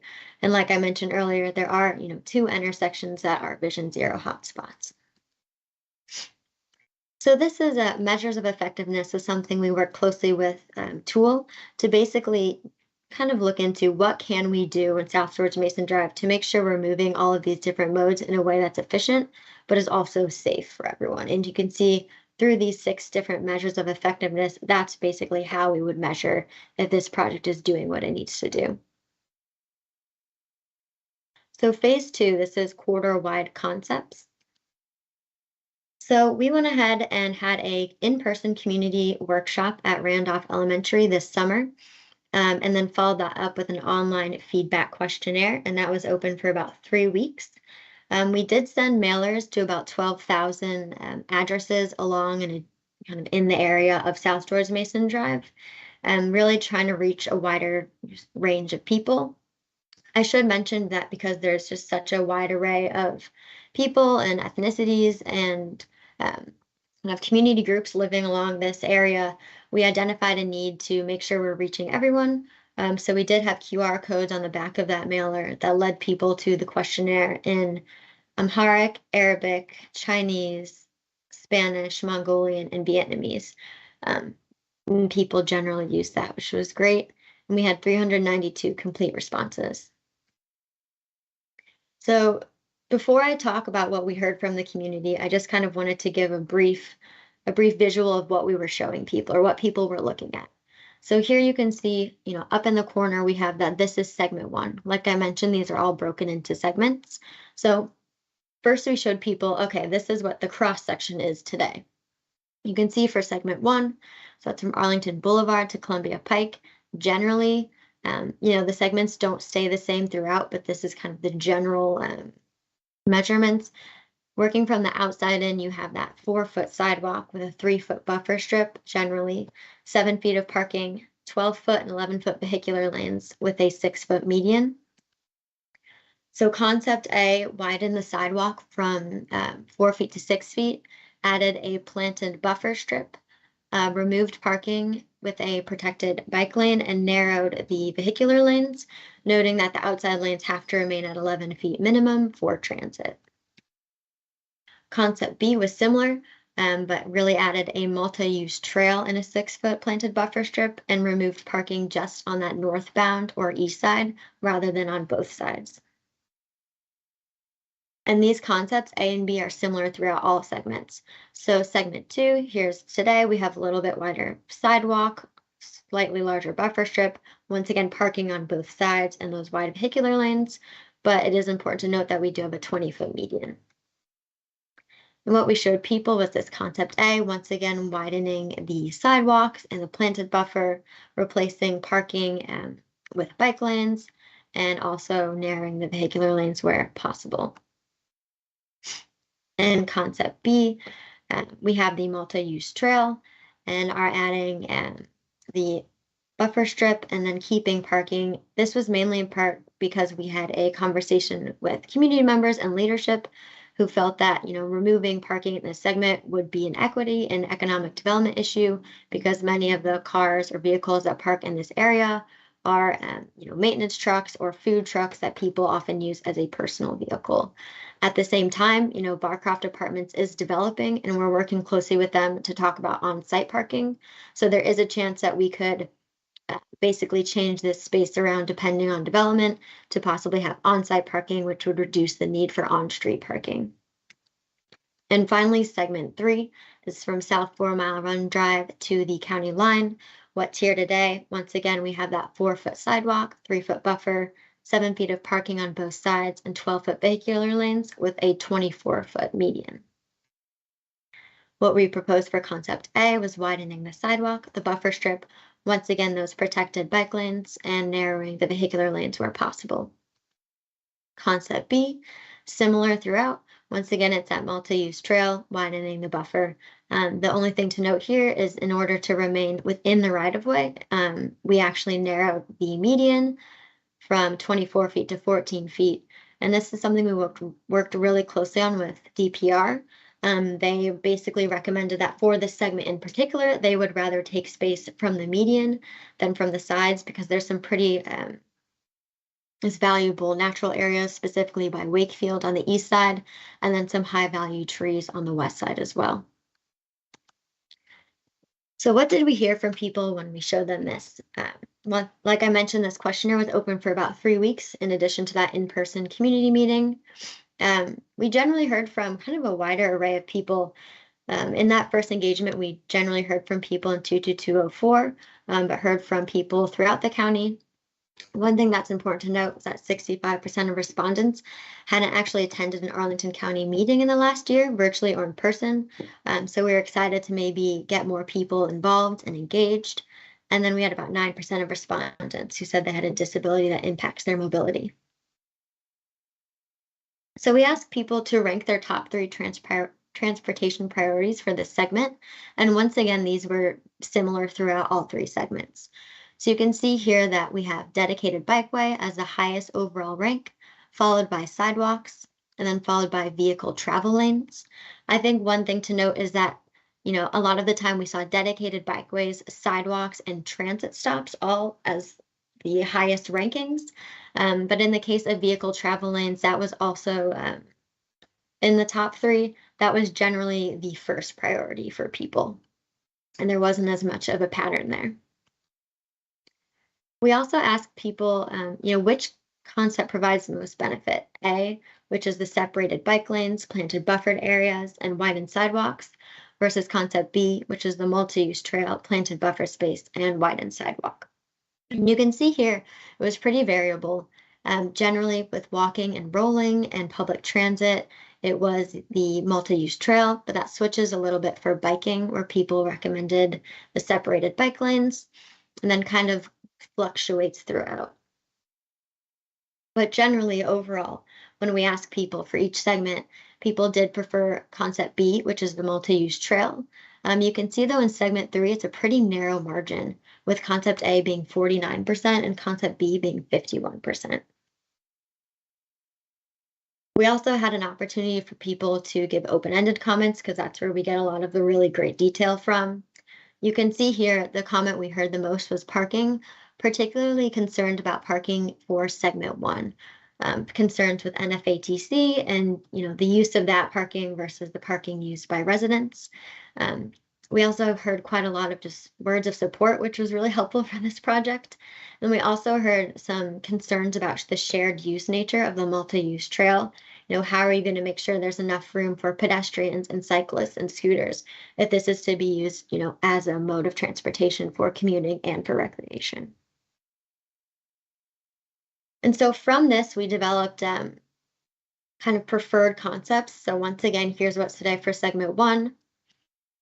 And then based on kind of those 4 factors, like I mentioned earlier, of, based in planning guidance and interdepartmental coordination, data analysis and input, community input, this is what the preferred concept was. So essentially that multi-use trail with a 4-foot planted buffer strip, removal of parking on the east side, narrowing the vehicular lanes where possible, leaving that 6-foot median, and then including parking on the west side, and some bump outs for transit in areas where individuals might be crossing, to essentially reduce the crossing distance that they would have to use. For segment 2, similarly, this is what exists today. And using those 4 factors, this was the preferred concept that we came up with, essentially a multi-use trail with a 6-foot buffer strip, parking remaining on both sides, vehicular lanes, and the 14-foot median. And this is segment 3, once again. And so actually with segment 3, largely the cross section is going to be determined by the South 4 Mile Run Drive intersection. And after spending some more time on this, we realized that we needed to essentially work that out a little bit more. There's a lot of trade-offs at that intersection with traffic signal timing and getting people across safely while moving vehicles, while moving transit. And then also some major space constraints just because of the nature of having South 4 Mile Run minor and major right next to each other. So in order to, make sure we are providing, a safe facility for all users and making sure the bike facilities and ped facilities are, uniform and cohesive and create a network, we realize that we need to spend more time on it. So public engagement and next steps. Like I mentioned, this is kind of what we saw earlier. Right now, doing the intersection concepts and really honing in on that segment 3 and specifically South 4 Mile Run Drive. So phase 3 upcoming public engagement. Originally, we had planned a meeting for next week, but like I mentioned, we wanted to make sure that, whatever is proposed for South 4 Mile Run Drive is improving, everything for all users, specifically because it's already a Vision Zero hotspot. So we're pushing that back to mid-January so we can further develop that. And we'll once again have a virtual public meeting, an online feedback forum, and we'll have in-person pop-up events. We'll definitely have one at Barcroft Apartments, having talks with Wakefield High School, and we'll likely have one along the WNOD at the South 4 Mile Run Drive intersection. That is all I have for today. All of this is on the project page that you can search here. And if you have any questions, feel free to reach out to me at any time. And then Nate Graham is also doing public engagement. So feel free to reach out to him as well. Thank you. Great. Thank you so much, Ms. Gerber. Do any commissioners have questions or comments at this time? Commissioner Muradovic. All right. Feel like we're in a marathon session. I'll try to be quick. So in the kind of hybrid where you combined the various segments and you have the multi-use trail, is there any possibility to kind of separate cyclists and pedestrians on that trail? I'm sure you've already looked at that. And yeah, we wouldn't be able to on a 12-foot trail. So generally we need about 11 feet for, bikes to be able to cross each other in different directions. So we would have to have more space in order to create a facility that could have bikes. Basically, we need like an extra 5 or 6 feet so we could have pedestrians with their own allotted space. And are you preserving the median to facilitate crossing? Okay. Yeah, because that median doesn't really have any value from a forestry standpoint, but it does because it provides a pedestrian refuge crossing.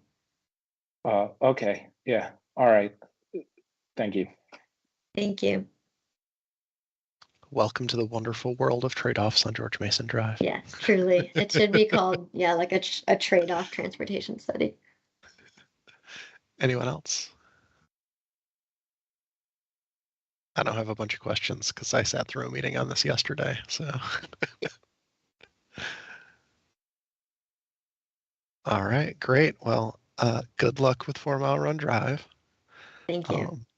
And let me just throw in my 2 cents for consistency. I think it would be great if we ended up with a shared use trail on the east side south of 4 Mile Run to be consistent with the rest of it. But I know it's trade-off land, so there are trade-offs on doing that. Yeah. Noted, though. Thank you. All right. What's next, Ms. Obukoya? Okay, so the next 3 items are with Richard Russman, and the first one is FY 2023 raise application. And they were all sent to you. These 3 items were sent to you in a memo, and he will address questions you have on the first item. So, Rich, I'll turn it over to you. Good evening, commissioners. Thank you. Thank you, Bridget. I understand it's 10:30 p.m. I'd like to go through these in relative expediency, but leave time for questions. I'm not going to share my screen because I'm assuming that all commissioners had a chance to review the short memo that went through before. For the raise item, let me just add one bit of additional detail, which is, as promised, the raise fiscal 2023 notice of funding opportunity was released yesterday, November 30th. Applications will be due to USDOT February 28th. So NOFO plus 90 days, just like they said so, which means from a returning to the commission for action items, we will be targeting February based on the anticipated county board schedule and the application deadline. So as it says in the note, we're going back for a third try on the ANC wall trail. If commissioners have questions about what we heard in the OST review and specifically about the various criteria for raise evaluation, the areas where we're actively looking to seek improvement, I can field those. Otherwise, I can field any other general questions related to raise at this time. Commissioner Terry. Hey, good evening. I am curious as to what type of feedback you received from from DOT on the application.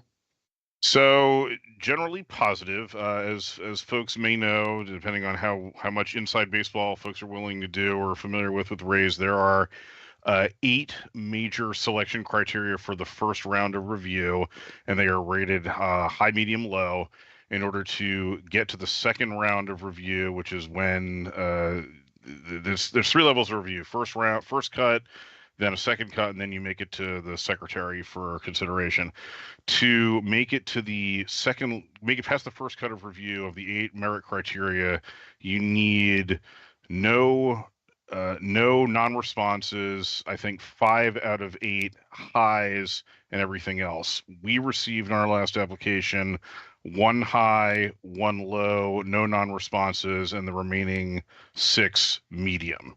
So our focus is, converting a bunch of those medium rankings to high rankings so we can then get to the second cut. We did receive specific feedback in those various criteria areas on where we can seek improvements. A lot of it is making sure we're telling a more cohesive story and relying more on quantitative data to help support that story, which we have a good bit of it in the benefit cost analysis, but bringing it forward in a more prominent basis in sort of the main body of the application, because otherwise it's not seen. The BCA is not reviewed until you reach the second level of review. So that's where we're focusing at this point, is beefing up our storytelling and our quantitative data to get over that hump for the first level of review, because it's a very good project, and we think we think the third time is going to be a charm. So, and were there any specific topics though that they said you need to really tell more of the story? Several of them. Our high was in the mobility criterion. The low was in the innovation criterion, and then the rest are medium. So it's beefing up the innovation piece, both in terms of the innovation criteria is very broad, so it can range from anything from delivery methods, construction manager at risk or design build as opposed to design bid build, the type of materials that are being used in the project. And again, this is a trail, so looking at things like semi-permeable surfaces and things like that, all in the other criteria, and things like economic development, safety. One of the challenges here is we are putting a trail on a roadway where no path exists for safe use for non-motorized travel right now. There are a number of alternative paths that are there. Some of them are also very unsafe or heavily congested in the case of the parallel Mount Vernon Trail, although that is being improved separately by the Park Service and Federal Highway. But it's being able to make sure we have harder numbers to document why this improves the regional cycling network, the regional ped network, and makes it safer for all users. Great, thank you. Sure. Anyone else? No, I think it's great.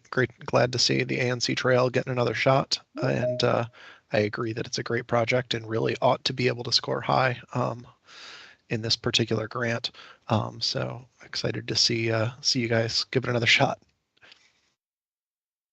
Okay. The next agenda item is the MVTC I-395, I-95 commuter choice applications. All right, so this one has the most difference from what is in the memo, and that is largely in response to the materials that you just heard from Ms. Gerber on the South George Mason Drive multimodal study. Given the need to look more carefully at the South 4 Mile Run Drive intersection and segment 3 in particular, which then necessitates pushing back some of the public engagement, we have elected to hit pause on submitting South George Mason Drive for the commuter choice program. There simply is not going to be enough time to get it right in terms of the things we still need to do in analysis for South 4 Mile Run and segment 3, and vet it with the community and still make the application deadline, which is at the end of January for commuter choice. So we will continue with submitting the Metrobus 16M for operating expenses for that very, very important improvement to bus service in the Columbia Pike corridor, and then through routing into Pentagon City and Crystal City. But that will be the only application that we will submit for commuter choice for this round. While we push pause on that, and while South George Mason Drive is completed, we will be looking at other external grant funding opportunities to fund what the ultimate capital improvement that comes out of the South George Mason study, looking at other regional and state opportunities as we go forward.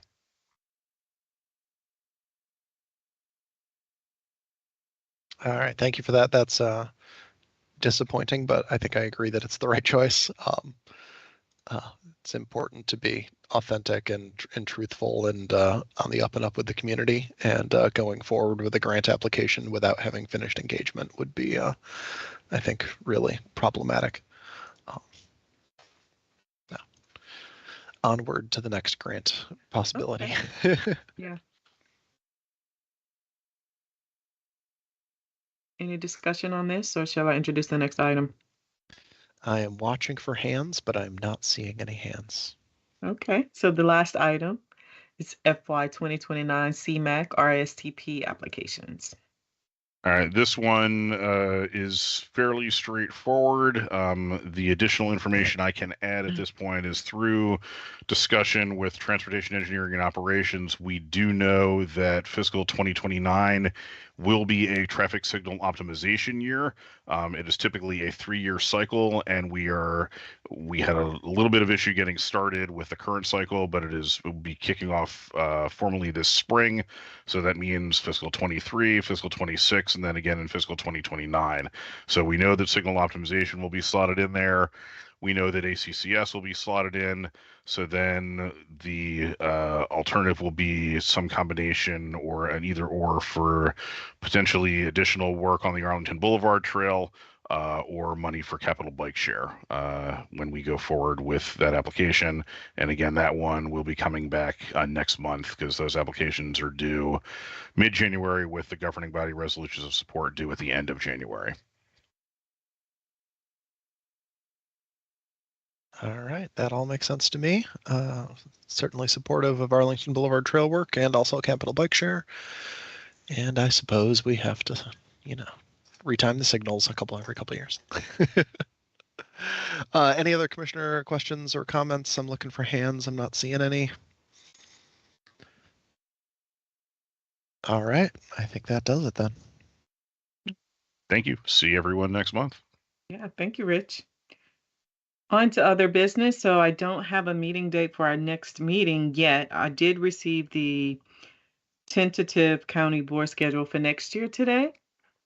So I'll be working with Giselle, Planning Commission staff liaison, my counterpart, to work out the schedule for next year. So look forward to that real soon. Sounds good. And then I will update. Thank you for everybody who volunteered on SPRC. All the slots that I needed, I now have. So if you volunteered, you just got put on a list. Thank you. So I think it is Commissioner Muradovic leading Wakefield Manor, with Commissioner Locker as an alternate. And then Commissioner Brose is an alternate with me for YMCA, and Commissioner Hussein is an alternate with me for Crystal Towers 3 and whatever the other site plan is. The ARVA. Thank The you, the Arlington ARVA. 2201 Arlington Boulevard. Speaking of the Arlington Boulevard Trail, the ARVA. That said, there are a lot of like site plans in the pipeline right now. The webpage of like provisionally accepted but not fully accepted developments is really long. So expect there to be more opportunities coming forward with site plan review, because I can only be at so many meetings at a time. I had 2 simultaneous meetings yesterday. It was super exciting. Don't recommend doing it. Anybody else have anything else for the good of the order? Any updates from things that you liaise to, or questions, concerns?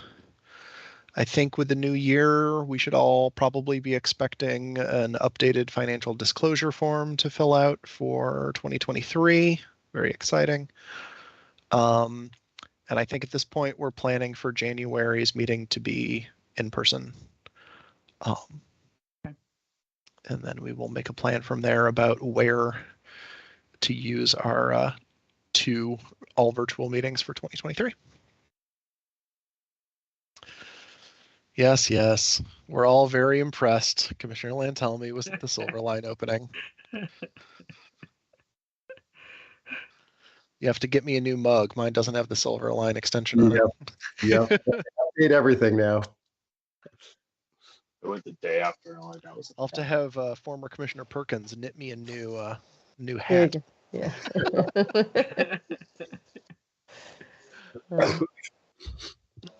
See everybody January. All right, we are adjourned. Yeah, you guys Thank look you. out for that new date. Thank you. Thank you. Thank Right. you. Happy Good night. holidays. Thanks Yeah, for sticking good night, around so everybody. late, all. Good night.